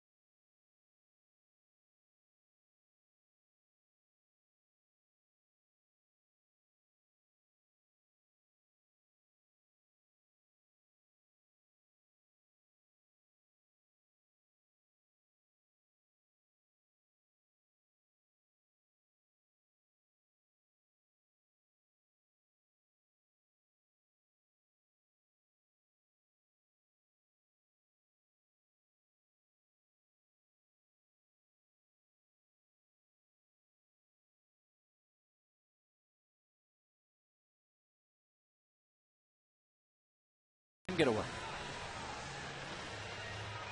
Lukey got the notebook back out. Just like he's back in class in Columbus. Love that. Got some help Gonna have to from ask Percall, who swung at a 2-0 pitch out of the zone and got me out of the 6. Maybe that's what he just wrote. You know, you and I were discussing that. Just looking at it from a baseball standpoint, you know, why would Rafael Percall swing at that 2-0 pitch where it was up and away? Not a good 2-0 hack. And, you know, we might have to talk to Corey tomorrow. Just, you know, I don't want to dive into his diary, but just, you know, what he keeps track of. Little pop up behind third. Blake, who is playing in, guarding against the bunt, and it drops. Respecting the bunting ability of Venable, earns William a leadoff hit in the 6th. Percall got close to it as well, but neither could make the catch. Well, 2 times tonight, prior to that at bat, Will Venable striking out. So putting the ball in play, getting jammed on a cutter, and finding the garden spot. Well, I'm surprised. You know, I'm sitting up here. It's easy for me to say communication, but somebody maybe died for that ball. I knew we were going with that. Somebody going to leave their feet. You would expect for call in that situation more. But in giving him the benefit of the doubt. Laid down by Cabrera. He's going to have to hurry, and he doesn't have a play. Billingsley started to throw, but hung on to it. He looked. Mitchell was in front of the bag. Terrio had come over to cover. Terrio was there, but Billingsley just hung on to it. I don't know if he was going to get Everett anyway. Yeah. It's almost like when Everett put that ball down, he saw everybody moving on the infield and the defense adapting to the play, and nobody was at first base. No chance. Yeah, coming in a little tardy there, Terrio, but Billingsley elected to hang on to it. Well, this is how you create a big inning. One base hit. Lukey scheduled for the first 2 on. They'll lift him for David Eckstein.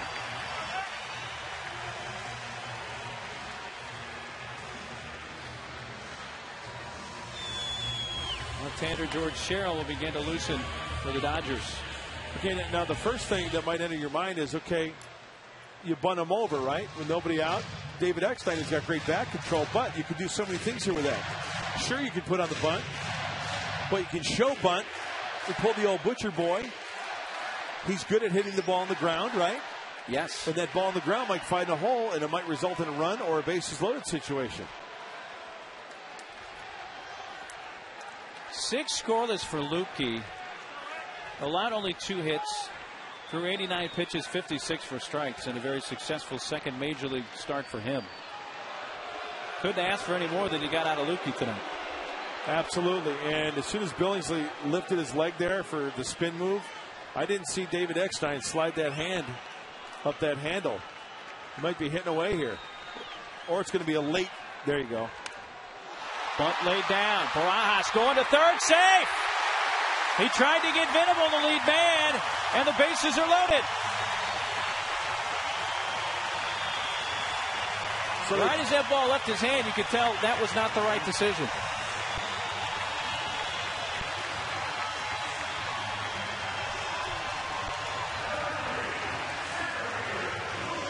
And honestly, as soon as that ball was bunted, it wasn't hit.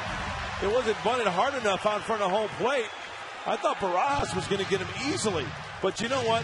Great anticipation, great read by Will Venable.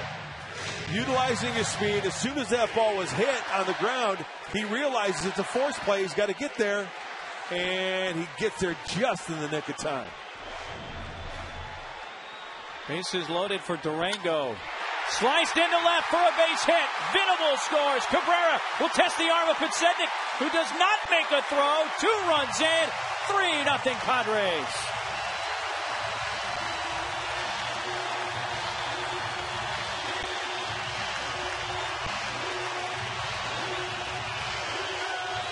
Durango with his 3rd and 4th RBIs in the big leagues this season. Driving in Venable and Cabrera. 3-0 Padres. He fights this one off down and in over the infielders' heads, and I'm really surprised. Podsednik gets it on the bounce, and he was not far from the infield dirt at all. Not even trying to throw it towards home plate, and a little bit of breathing room as Lupke goes his solid 6, being the pitcher of record. Let's take another look and see what Podsednik charged well, came up with it, did some crow hops, and went casually into third.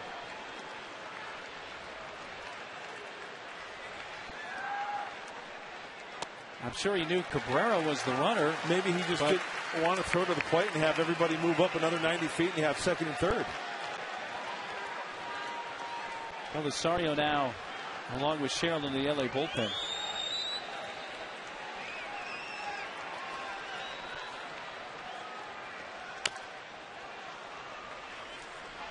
I don't think he was going to get Cabrera anyway, but it's another instance, and I think we had one last night. Was it worth the throw? Yeah.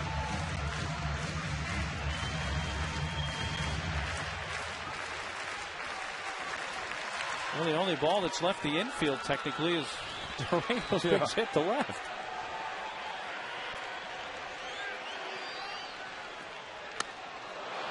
A rip and a miss by Chase, 2-2. Billingsley up to 107 pitches.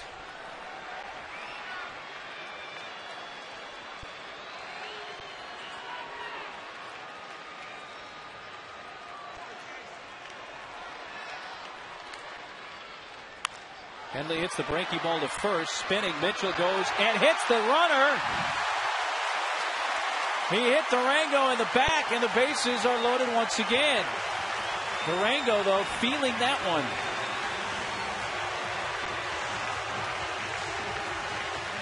Fielder's choice error on Mitchell, who took a gamble trying to get Durango at second base.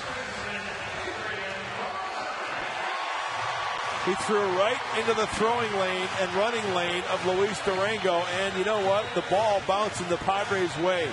I'm sure Luis Durango will gladly take that one in the back. Everybody is safe, trying to add on to the 3-0 lead. Well, looking at that, I understand why Mitchell looked at second. He had a play there. But the throw, he didn't go in the back. So Joe Torre out. Billingsley at 108 pitches. We have a lefty, Adrian Gonzalez, scheduled, and a lefty, Sherrill, one of the two up in the Dodger bullpen. Let's see if Joe Torre will make it official here. He wants to have a little chat with Brian Runge as well. Joe Torre said go for home, so it looks like he's going to have the infield in, leaving Billingsley in there.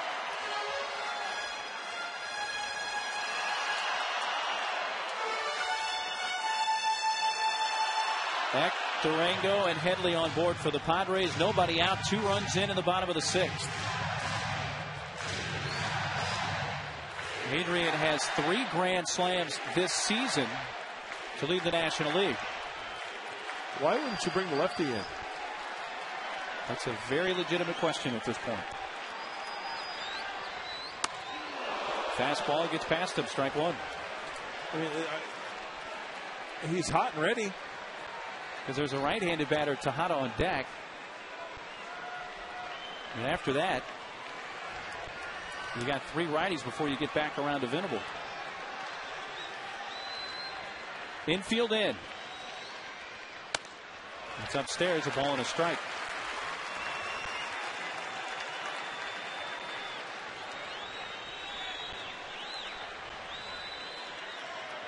Adrian has reached on an error, been intentionally walked. Picked up an infield hit his last time up in the 5th. Fly ball center field. This should be deep enough to get in the lead runner. The throw from Kemp will come into third and prevent Durango from advancing. But X scores the 3rd run of the inning, and it's 4-0 Padres. 90th run batted in for Adrian on the sac fly.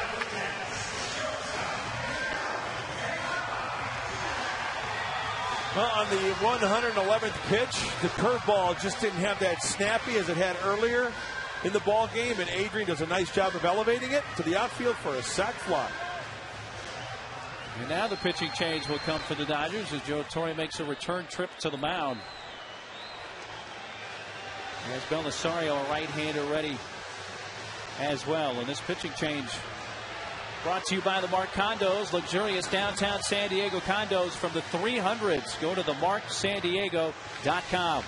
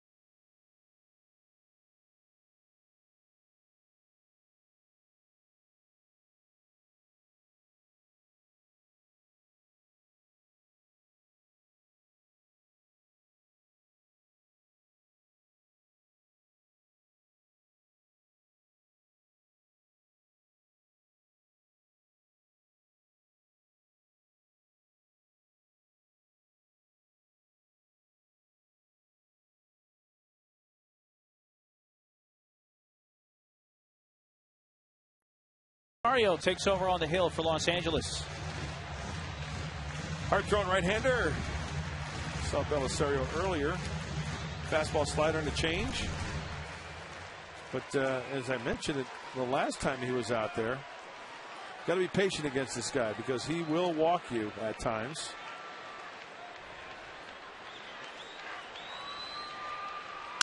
Tejada breaks his bat, holds softly, and Mitchell will take it himself. The other runners advance. They're at second and third with 2 outs.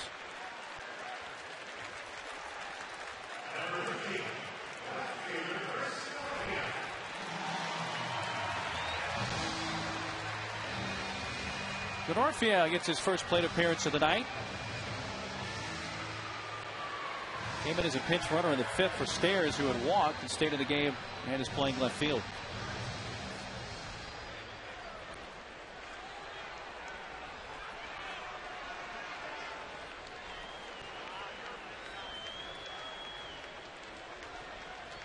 Chris, the 8th man to bat in the inning for the Padres. Foul past third.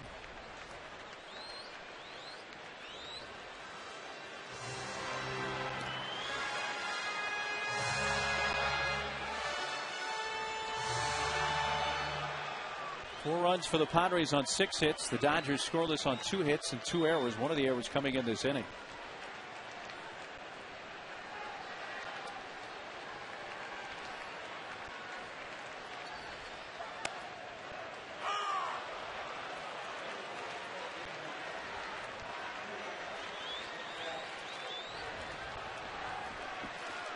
Final line on Lukey, 6 innings, no runs, 2 hits, 1 walk, 7 strikeouts, 89 pitches, 56 for strikes. It's a great night in the big leagues. That's a terrific night for the kid. Outside 1 and 2. You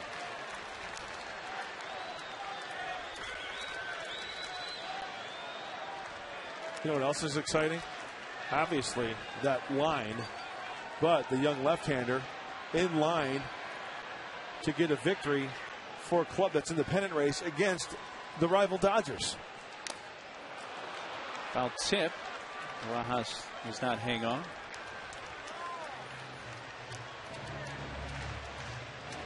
See if those arms in the bullpen can hold on.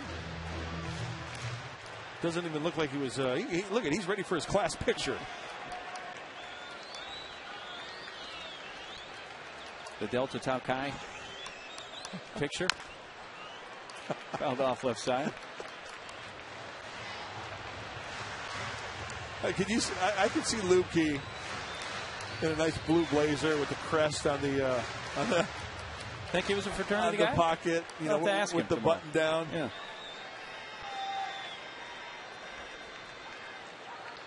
Pledge pin. Pledge pin on your uniform?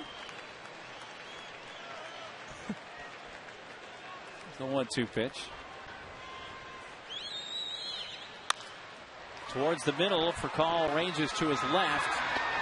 And gets to north field by a step and a half. But the Padres sent 8 men to the plate and scored 3 times in the frame on 3 hits. And after 6, 4-0 Padres.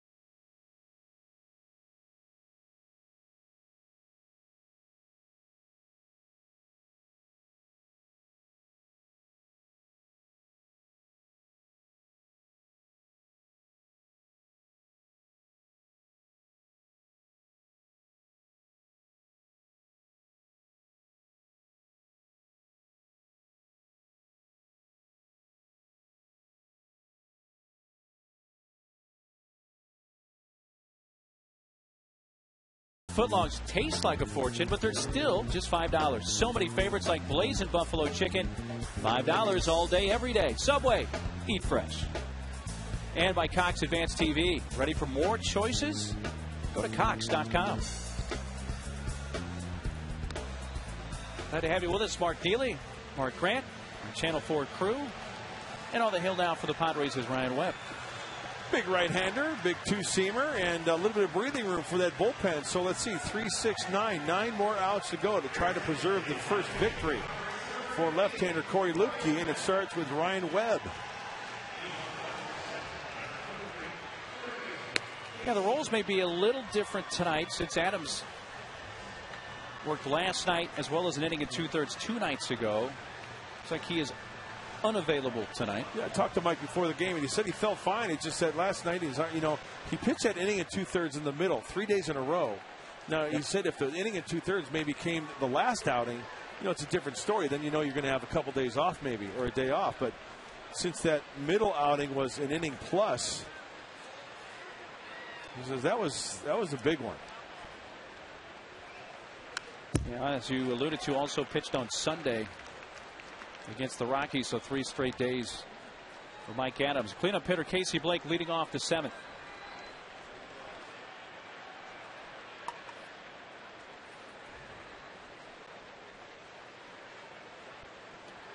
Blake is flying to center and grounded to first. That is high. There is good news from the desert tonight. Stephen Drew, single, triple RBI, scored a run in the D-backs 3-1 win over the Giants. So that guarantees the Padres will be alone in first when the series starts tomorrow. And Durango tumbling, hangs on, 1 out.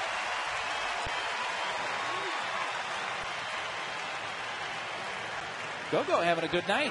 Oh yeah. What in the Mickey Rivers is going on out there in center field? Off the bat of Blake, that ball, the dive comes after the fact, but lowering his eyesight, right? Mm-hmm. Getting in line with that baseball to make the catch. Mickey Rivers. Mick the Quick. You heard some stories about Mick? Oh, yeah. Yeah, there's some good ones. He was quite a character. It's a strike. OTB stories? Yeah. To Matt Kemp. I mean, not only that, but I heard he's an interesting guy. I heard the stories of him being in uniform at Yankee Stadium taking batting practice,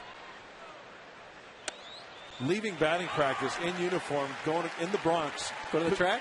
Go to the off-track betting to place a bet. Like the ponies, huh? There's a new blueprint that fans get free when they enter the ballpark. Good reading. Yes, it is. Informative.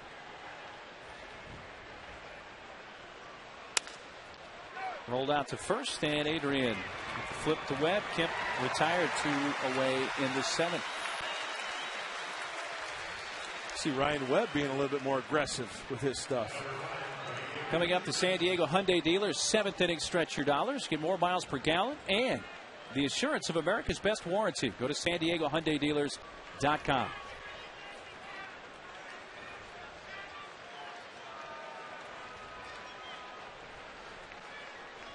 Right fielder Reed Johnson. He's been retired on a 3-1 putout and a 1-3 putout. Webb's fastball, strike 1.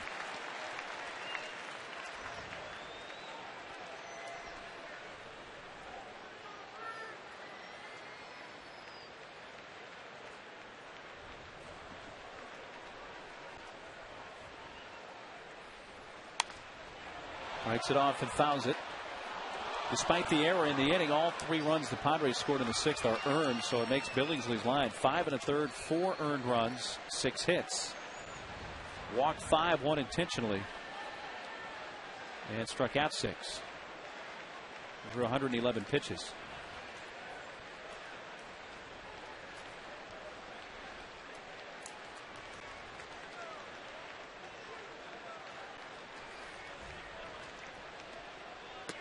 That is outside. Trying to lower the arm angle a little bit, just to give that hitter a different look. And there's the boys in the pen. Thatch, Gregerson, Mujica, Russell, Mike Adams. Looks like that scene after Ocean's 11 when they're looking at the fountains, counting their millions. Ramos, Frieri, and Heater.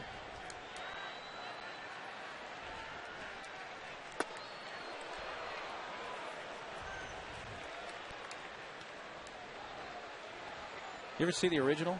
Have not. With Peter Sinatra Lawford and the Rat Pack? Oh, that's good. I'd like to go back in time and hang with those cats on the Vegas Strip, huh? How you doing? Yeah. 2-2. All the way.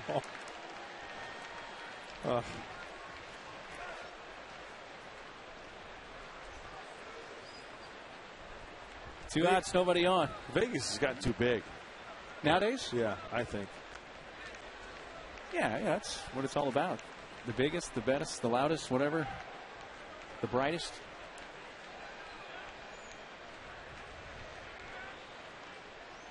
The 2-2. Got him looking. Webb slider. Striking out Johnson. First K for Ryan Webb, who has a clean inning. 3 up, 3 down. Time to stretch at Petco Park. 4-0 San Diego.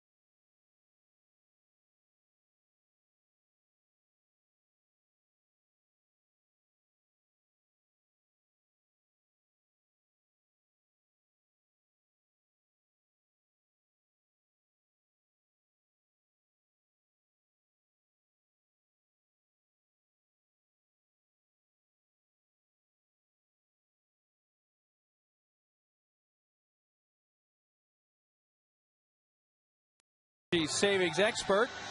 For locations, visit fandiego.com. How you doing? For ceiling fans, go to Fan Diego.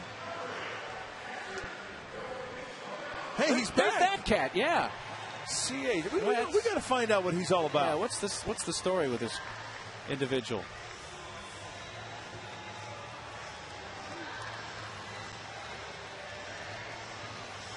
The kid has a Corpus Christi Hooks t-shirt on. Yeah. Isn't that the Texas League Astros? Yeah. A team that San Antonio, the Padres AA affiliate, plays frequently. Guy in the back getting a little sugar there. So pour some sugar on me. Def Leppard. Yeah. Well, man, for the 7th. Torrealba's leading off.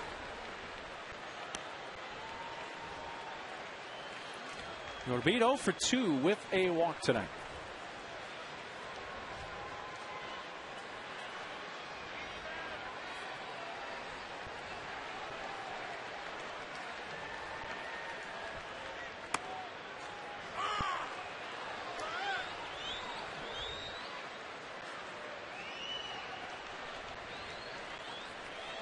Torrealba, Venable, and Cabrera in the Padres 7th.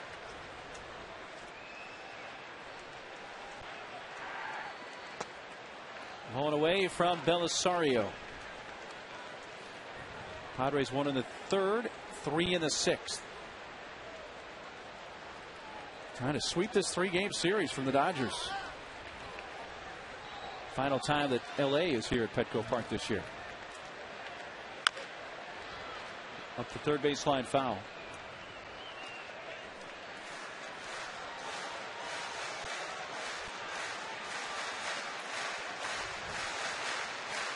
All the other baseball in the National League is finished. And again, the important score from Phoenix, Arizona beating the Giants 3-1. Ending the Giants' 4-game winning streak.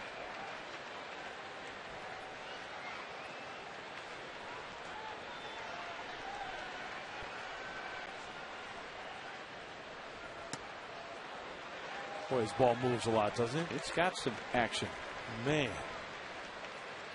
And when you throw a ball that moves like that and you try to go for the inside corner, next thing you know, it's 3 feet off the plate. So you got to have confidence to throw that thing right for the heart of the plate and let the ball do the work. Like that pitch there. That was the perfect example. He just threw it right. Yes. Aim down the middle, and it moved a bit in. Watch this ball. Out of the hand, looks like it's down the middle of the plate, and then he tips it. But still, that ball had tremendous movement down and in.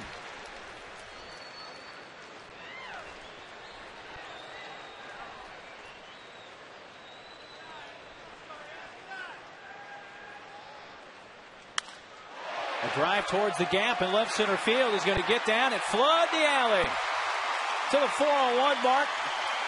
Norbeat gallops into second with a leadoff double.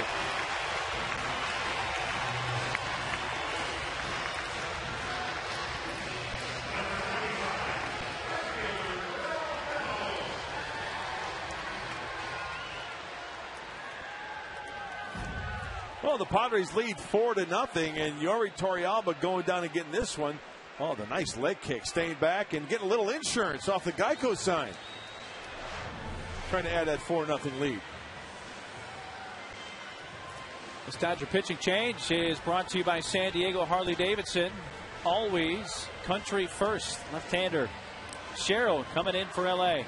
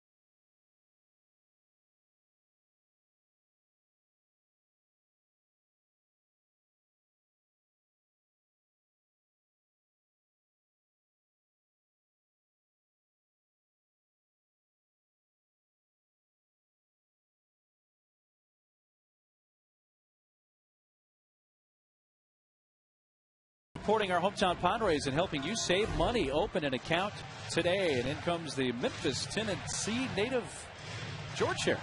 Two lefties out of that bullpen. Probably won't see Guo tonight. He's their closer. And George Sherrill, 3-pitch pitcher. Fastball, slurve, and a change. Doesn't throw that hard. Has to rely on a little bit of deception from the left side. Shortening up, Venable takes outside. They're in at the corners, looking for him to try to advance Torrealba. Well, you mentioned Quo. If the Padres can go this entire series without seeing Quo, wow. That's a very good thing for San Diego.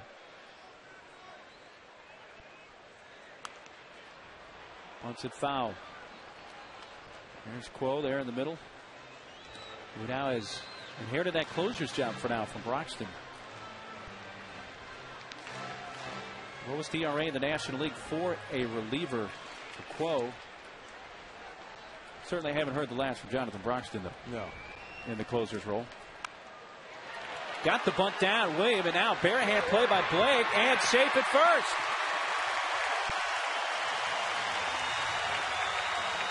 What a small ball game. The bunts for the Padres been very effective tonight. Absolutely. Man, what did we talk about earlier in the ball game, where the Padres having to play station to station, a hit here, a hit there? That will go as an infield single. Nicely done by Will Venable. But according to my scorecard, there's only one extra base hit tonight, right? The double off Torrealba's bat this inning. That's it. Everything else has been a sacrifice, a walk, a fielder's choice, an intentional walk, single here, single there, stolen base. One of the two Dodgers hits is a double by Kemp, but on the Padres side, yeah, it's the Torrealba double to begin this inning, their lone extra base hit. Everett had a bunt base hit his last time up and a run scored.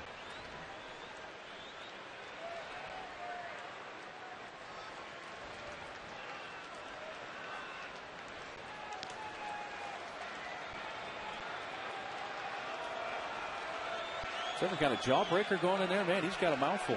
Yeah.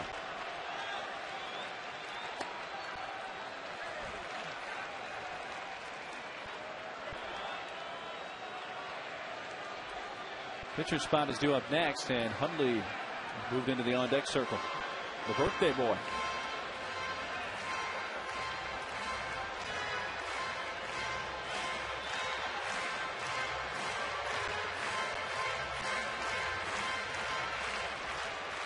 Working on the lumber earlier and going to put it to use tonight.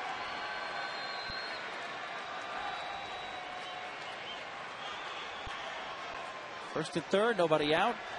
Padres looking to add to a 4-0 lead in the bottom of the 7th.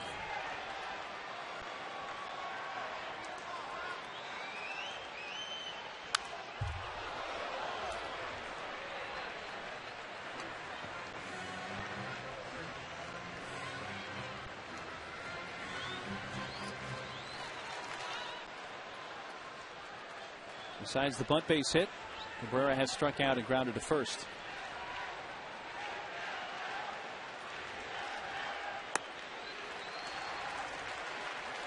Boy, Sherrill really shows you that name and number on the back of his jersey, doesn't he, when he turns that back? Yeah, when he lifts that leg and kind of spins. And he's somewhat of a short armor as well, so as I mentioned earlier, the deception comes into play, trying to sneak that ball up on you right from the ear. On the inside corner. Doesn't have that big arm swing to expose the ball far away from his head, or his left ear.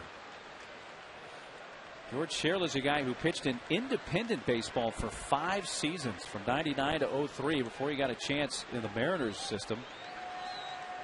In the big leagues for the first time in '04 with Seattle, and been the Orioles closer in '08, and then last year until being traded to LA. You gotta love stories like that. That's a long time in independent baseball, yeah. 5 years. Played with Evansville, Winnipeg, and Sioux Falls. A couple of those, I believe, are Northern League cities. One may be Frontier League. 3-2.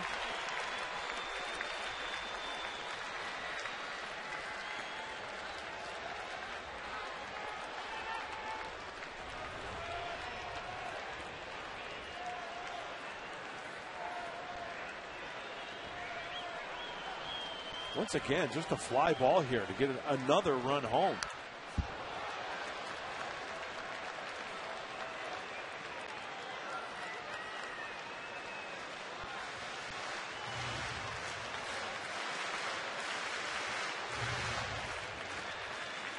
Full count, nobody out.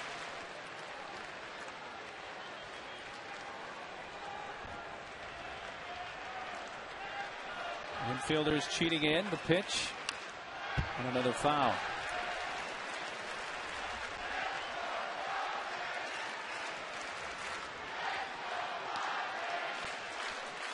Padres have stranded 10 on base tonight. And really, in many ways, the Dodgers are fortunate they're only down 4-0. Well, that's a good thing, bad thing. It's a bad thing, obviously, when you leave 10 and you have no runs. But if you're scoring and you're leading, obviously you're having opportunities. Strike 3, says Brian Runge on the low outside corner. The first out of the inning. Backdoor breaking ball. Let's check out the tracks. Just off the plate a little bit, but hey, 2 strikes you have to protect. Well, Hundley, the pinch hitter, and Joe Torre made frequent trips to the mound tonight. This pitching change is brought to you by the Mark Condos. Luxurious downtown San Diego condos from the 300s. Go to themarksandiego.com.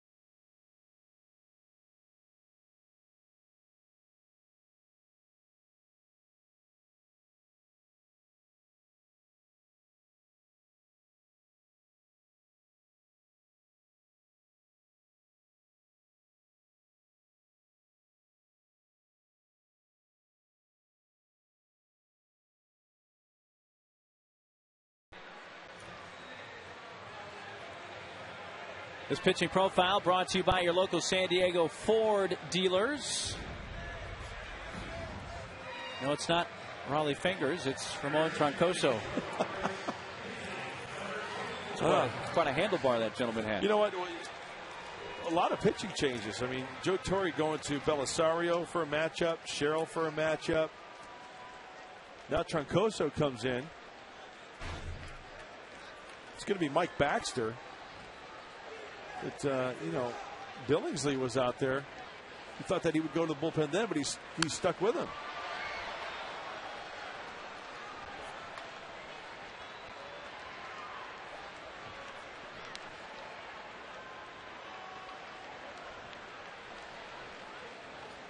Bud, what do you love? I love poetry and a glass of scotch. And, of course, my friend Baxter. Thank you, Ron. 0-1 pitch inside.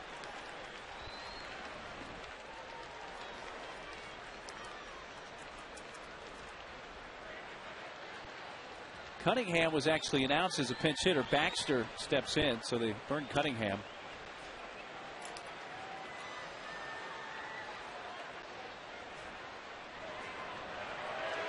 Cunningham made his major league debut earlier in the series.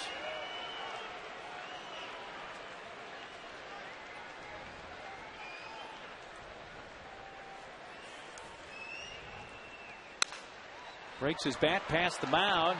Stopping. Throw to first, out. What a great down play. to second. On a terrific play. Venable avoided the tag of Terrio. But wait, they're going to call him for being out of the baseline. Yep. Will not happy with the decision from Mike Winters. I want to see that one again. Bud's going to argue it as well. He stopped in his tracks, didn't he? I mean, my initial thought was that, let's take a look. Out of the baseline, no way. No way. Yeah. Does not look like a good call. Turns into a double play to win the Padres 7th.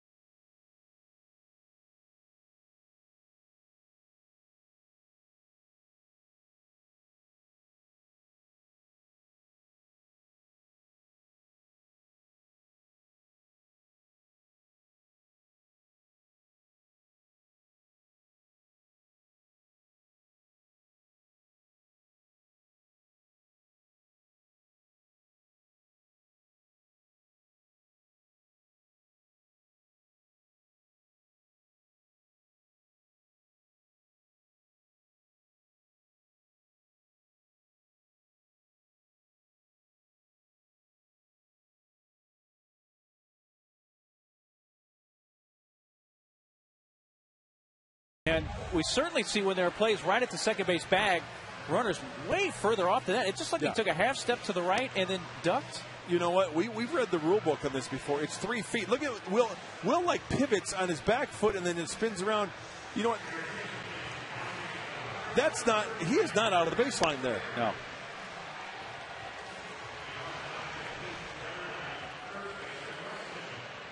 That's a bad break for San Diego because they could have put a crooked number up there. It could have been a big inning. Yeah, that was a run. Yep, absolutely. Torrealba would have scored. Here's Frieri on for the Padres in the 8th inning. Well, good numbers for Ernesto.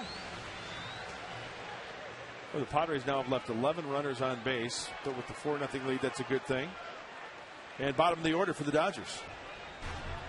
That is Mitchell, Barajas, and the pitcher spot, Troncoso, due up third.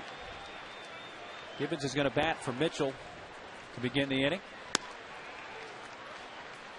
Going to bring in the left-handed bat of Gibbons to face the right-handed throwing Frieri.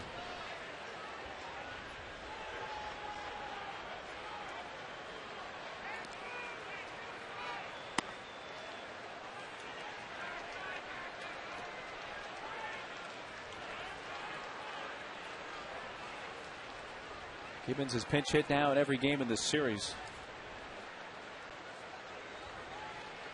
Last night he hit the ball to center field that Denorfia made the terrific diving catch on in left center that helped preserve that 2-1 lead. It turned into a 2-1 win. Denorfia over in left field tonight, coming in the game in the 5th. If I can just make one comment about Ryan Webb. Hey, even though, you know, it's just one inning, very aggressive inning. 1, 2, 3, middle of the order. And even though it's 4, you know, no base runners, keeping the Dodgers scoreless. That's good for Ryan. Yeah, nice outing for Webb. Made some good pitches.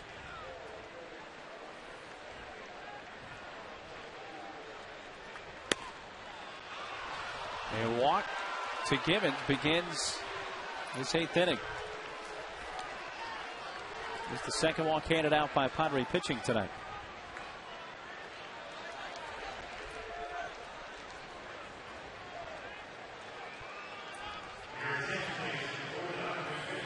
Trent Olchin, be the pinch hitter for Barajas. Olchin, who is from Australia.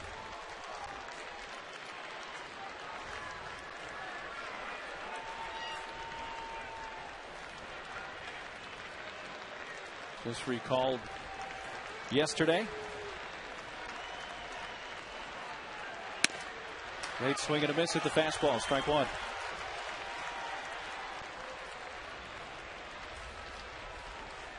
I mentioned Olchin from Australia.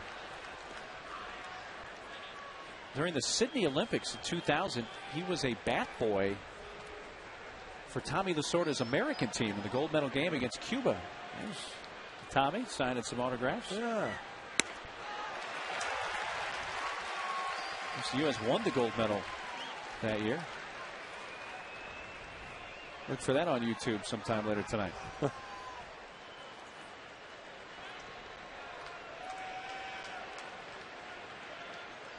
What's that tell you? Great ambassador for the game, right? People all around, big smiles on their faces, making people feel good. Outside 1-2.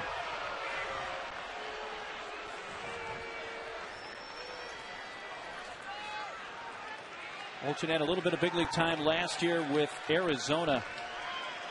Played in 24 games with the D-backs in 09. Hit .243, 3 homers, 4 RBIs. This is his first appearance as a Dodger in the major leagues. 2-2.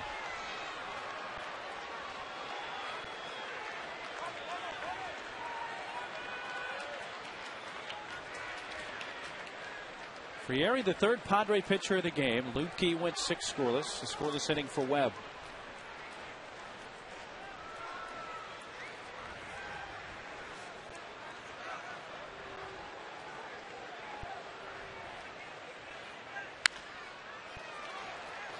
They still have the Australian League down there. You know, we were talking to a friend of yours about that recently. They're going to restart the Australian baseball, which is a winter league for Americans, but it's actually summer in Australia at that time. First guy I think of when I think of the Australian League is Dave Nilsson. Dave Nilsson. He and his brothers, I think, actually owned part of that league for a while. A fly ball to left field. Denorfia. 1 going in the 8th. Dave Nilsson, former catcher of the Brewers. Yes.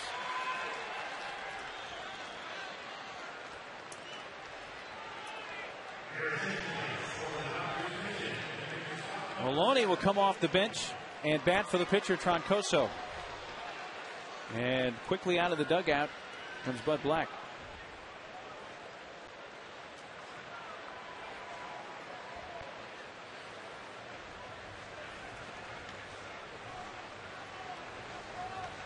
So Frieri works to 2 hitters and retires 1.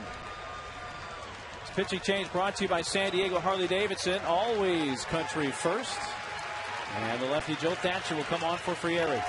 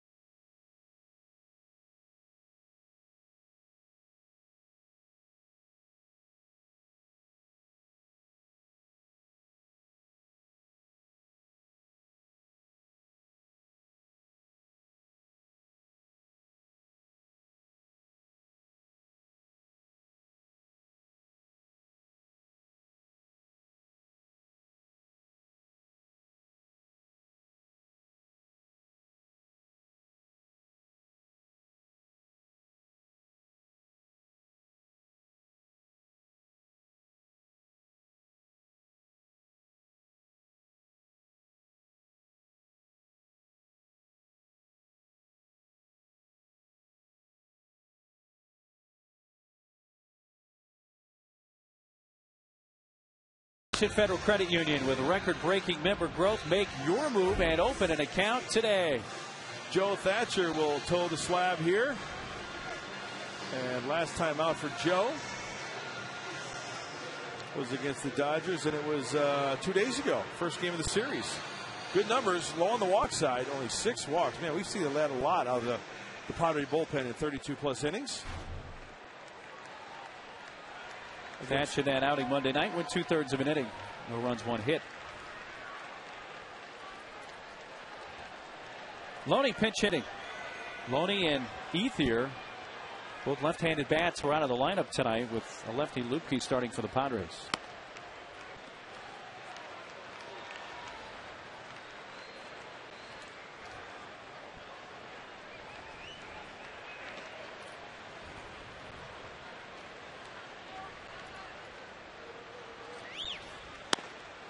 There's a strike from Thatcher.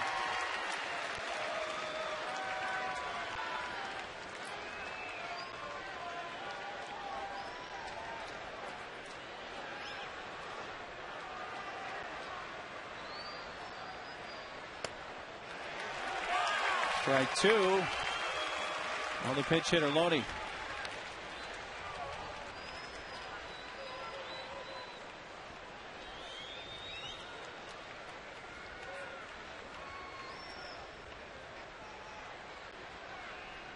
Loney takes it into right and drops it in for a base hit.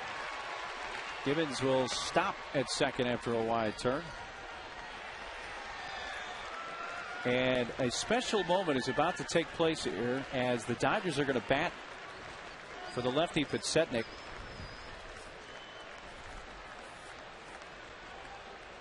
John Lindsay, his first major league at bat. This is a guy who has spent more than a decade in the minor leagues, finally getting his first chance in the majors. And this is his first big league appearance. What a great story. 15-year minor league career.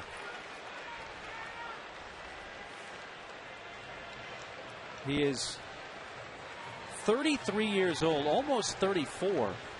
He will be the oldest non-Asian born player since 2002 to make his first appearance in the big leagues.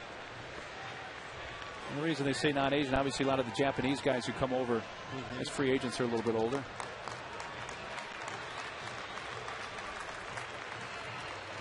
Now Lindsay going back to the dugout. Don't tell me they're going to burn him here. Oh, that his big league debut, he doesn't even get a chance to bat. You know, though, his name will appear in the box score. It will. But he doesn't see a pitch in his big league appearance. Oh, that's a shame. After 15 years in the minors. That's a little bittersweet. Hey, that guy's just happy to have a big league uniform on. Look at that smile.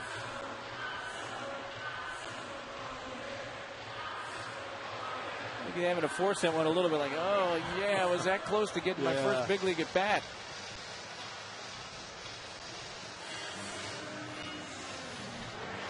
So Gregerson comes in. He'll be the 5th Padres pitcher of the game. No, Luke needs to get back up on that horse, huh? You know, relievers, you go out there 50, 60 times a year, maybe more. This will be the 67th for Luke. And every once in a while, you're going to have that one where you give up a crooked number, and that's going to hurt the ERA. Last time out for Luke was in the first game of this series. Third of an inning, gave up a run, but he did manage to get his 33rd hold of the year. So instead of the right-handed bat Lindsay, it's going to be Andre Ethier pinch hitting.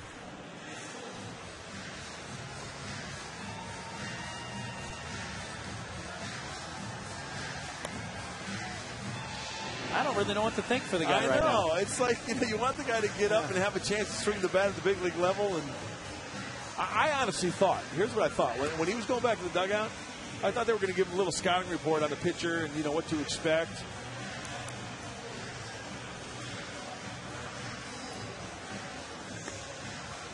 So that technically is his major league debut, right, even though he doesn't see a pitch. All he did was walk up to the batter's box and turn around. That's worse than Moonlight Graham. I was just going to say that's worse than Moonlight Graham. But hopefully he's going to get more chances. Yeah, at least Moonlight got to go out and play a half inning in the field. Oh, that smile is just precious, isn't it? I mean, and there's a guy who's just fortunate and feels grateful enough to be in the big leagues after all that time in the minor leagues. Good for him. So Ethier comes up with the tying run in the on-deck circle. 4-0 Padres in the 8th.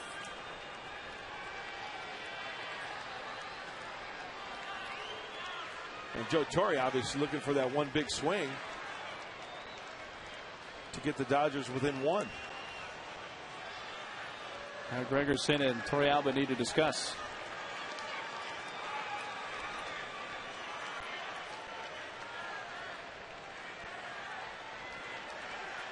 Well, we know that Luke likes to throw that breaking ball, that slider, so might see a first pitch breaking ball. Backdoor variety, try to get ahead.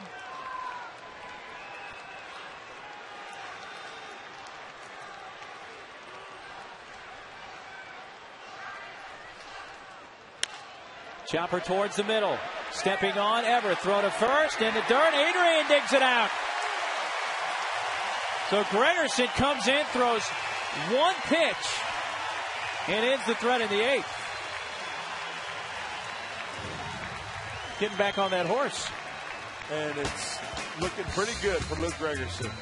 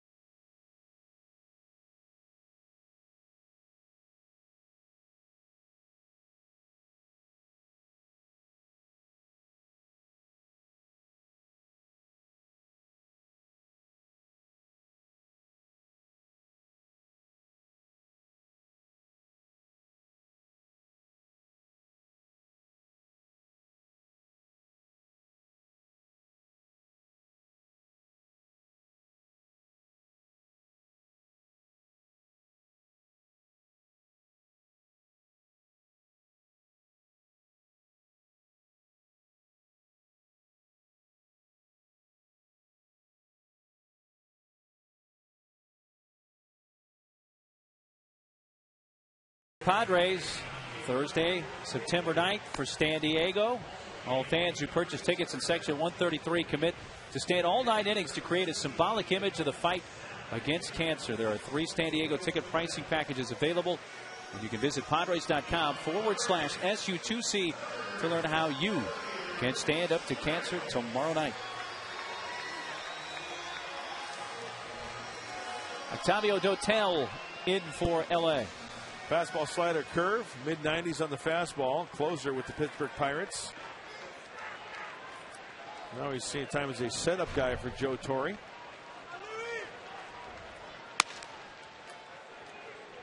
Top of the order, and Durango. Ellis, A.J. Ellis now catching. And Gibbons stays in the game in left field. Loney remaining as well at first base.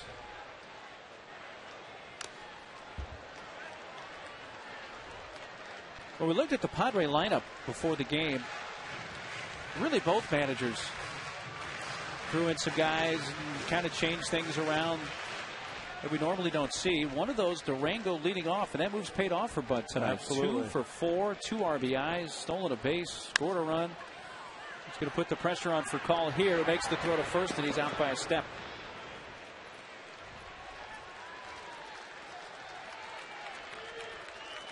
You know, Bud was asked, so are you changing the lineup, getting some new guys in, and altering the batting order a bit to give something different for Billingsley to look at because he's had success against your team, or are you just getting your guys in? And he said, well, you know, it's a combination of both, but probably more just to kind of get our guys in. His popular quote is, you know, we're going to use our full roster. Bud likes to say that. Also to give guys like Ryan Ludwig a breather. Remember, the next off day for the Padres, what, on the 20th? In between. Yeah, one left, and it's during the next road trip between the St. Louis and Dodger Stadium. Parts of the next trip. That is Monday. The 20th is the last off day.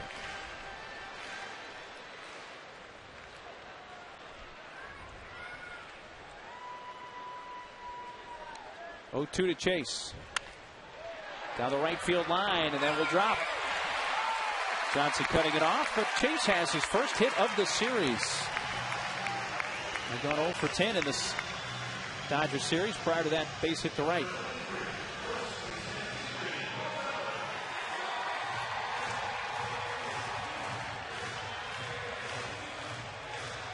Adrian has been on base 3 times. He's reached on an error, been intentionally walked, has an infield hit, and a sac fly.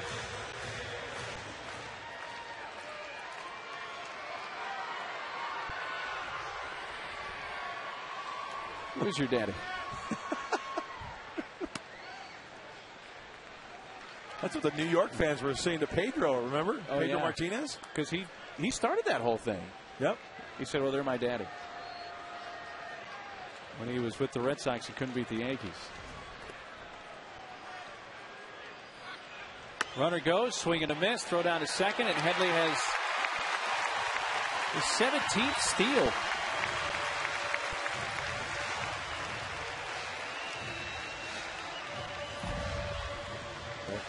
Good jump. Hey, trying to add on, you know, you're in slam range. You want to try to maybe get one more run late. And that's another Keith Stallman stolen base for Chase Headley. Now they'll just, what was that? Put Adrian on, and Littell got under through home plate there.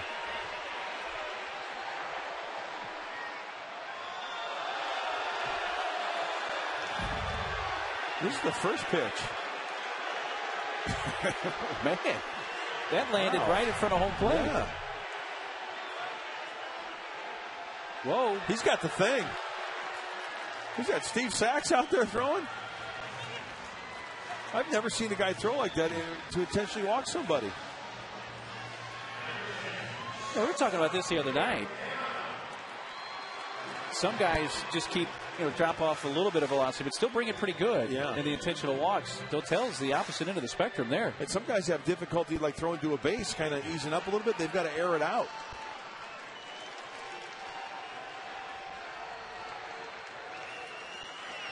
Second time Adrian's been intentionally walked tonight. And Tejada leads back for ball 1, up and in. He knocked in the game's first run with a single in the 3rd, later walked in the 5th, and is 1 out of 3.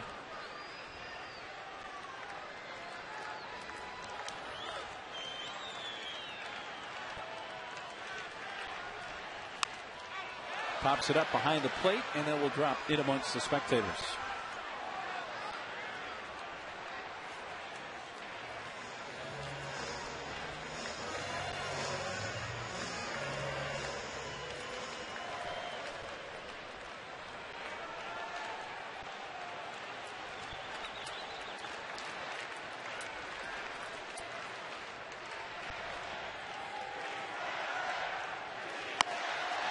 Inside, 2 balls and a strike.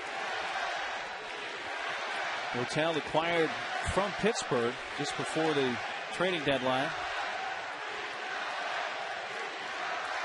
At the time of the trade, he was ranked 9th in the National League with 21 saves. serving as the Pirates closer. Left field. Gibbons back at the track to make the catch. Runners halfway retreat. I think he hit it about 355 to left field, a little short. New left fielder Gibbons running it down. Still looks like that air we were talking about earlier in the game. A little heavier. Yeah, you could feel the thickness of the air just a tad. And, you know, Miguel really didn't square it up in the sweet spot. Still hit it well, but it looks like it's almost got that force field out there. Chris came in as a pinch runner in the 5th for Stairs. Stayed in left field. Didn't get a very good hack. Strike one.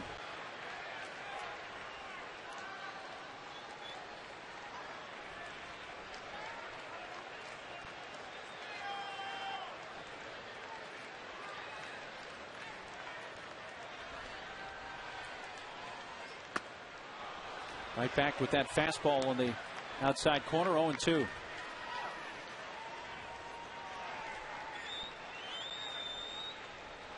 Looking at the Dodger ninth, they'll have the heart of the order up. The 2, 3, and 4 men. Terrio for Call and Blake. And Kemp due up 4th in the inning. The chopper to short, and for Call will make the flip to Terrio to retire the side. Padres strand 2 more and have left 13. But the last chance coming up for LA. We'll go to the 9th. 4-0 San Diego.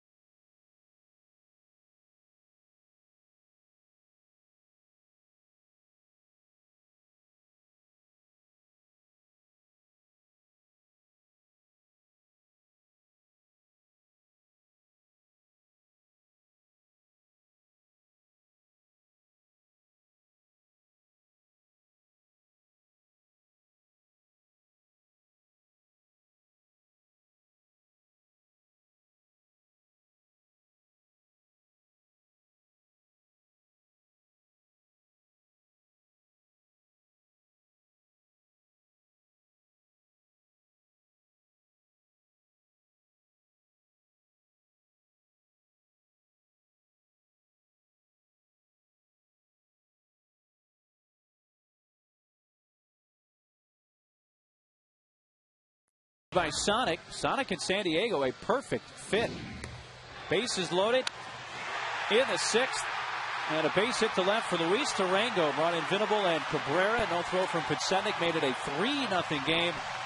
One of 2 hits tonight for Durango. Tonight's Sonic hit of the game. And Gregerson, who threw only 1 pitch, got a double play to end the 8th. Back out for the 9th. And what for him is a save situation, as the tying run was in the on-deck circle when he entered the game.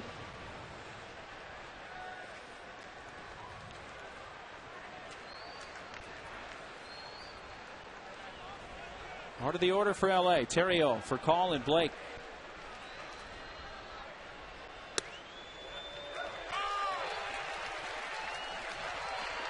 Now, as a hitter, we all know about Luke Gregerson, right? They've got to have it in the back of their mind right when they step in their box. They've got to be looking slider, don't you think? So what does Luke do? Starts it off with a 2-seamer and another one. To right field. Venable to his left makes the catch. Perfectly placed by Gregerson. And perfectly placed is Venable out in right field defensively. That's no accident.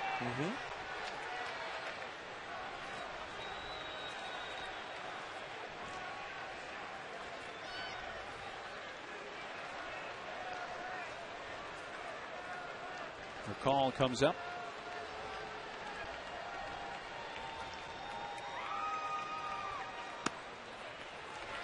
Padres and Giants, first of a 4-game series tomorrow night. Matt Cain against John Garland.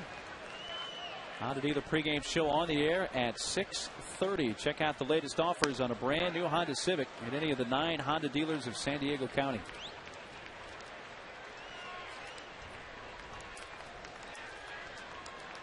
Single and 3 at bats, 4 for Call.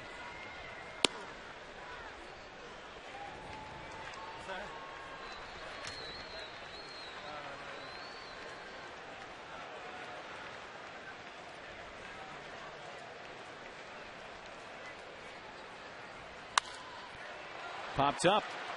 Short center. Durango. It's under it. 2 down in the Dodger ninth.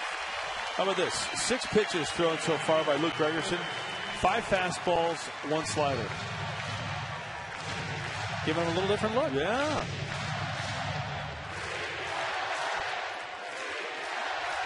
Last time the Padres swept the 3-game series here at Petco from the Dodgers, June 5th through the 7th of 2007. They're an out away from sweeping this 3-game set. Blake down the right field side, slicing foul. Another fastball.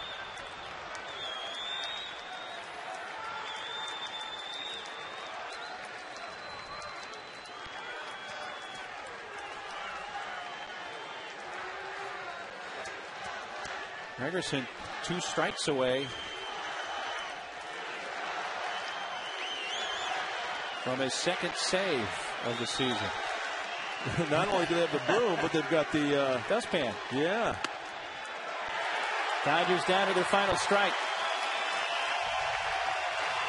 Make do with what you have.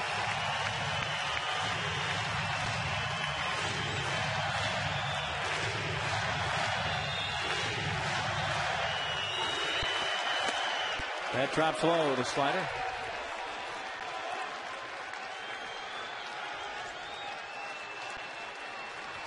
This would be the 4th consecutive series that the Padres have been involved in a sweep if they finish this off here.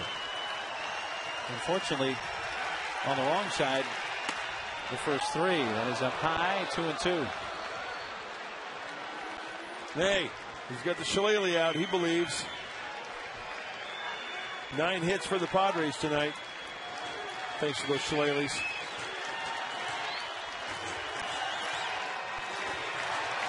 Two coming to Casey Blake.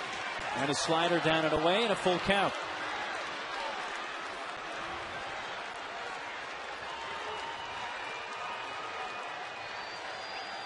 Gregerson at just 12 pitches so far. Kemp on deck. Padres 1 in the 3rd and 3 in the 6th. Lead at 4-0. 2 outs, top of the 9th. 3-2 on the ground. Cabrera to first. The Padres sweep the Dodgers, taking it tonight 4-0. Padres with their 17th shutout of an opponent this year. The 11th time they've shut out an opponent here at Petco.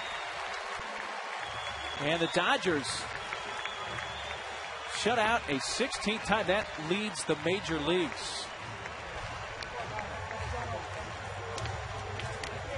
Dodgers scored only 3 runs in this 3-game series. Hey, the pitching has been great, and it just goes to show you how quickly a team like the Padres can turn it around. Another whitewash of the Dodgers. Bring on the Giants. And now a 2-game lead over 2nd place San Francisco with that 4-game series starting tomorrow night with the Giants. Padres shut out the Dodgers 4-0. We'll take a timeout. Come back with more from Petco after this.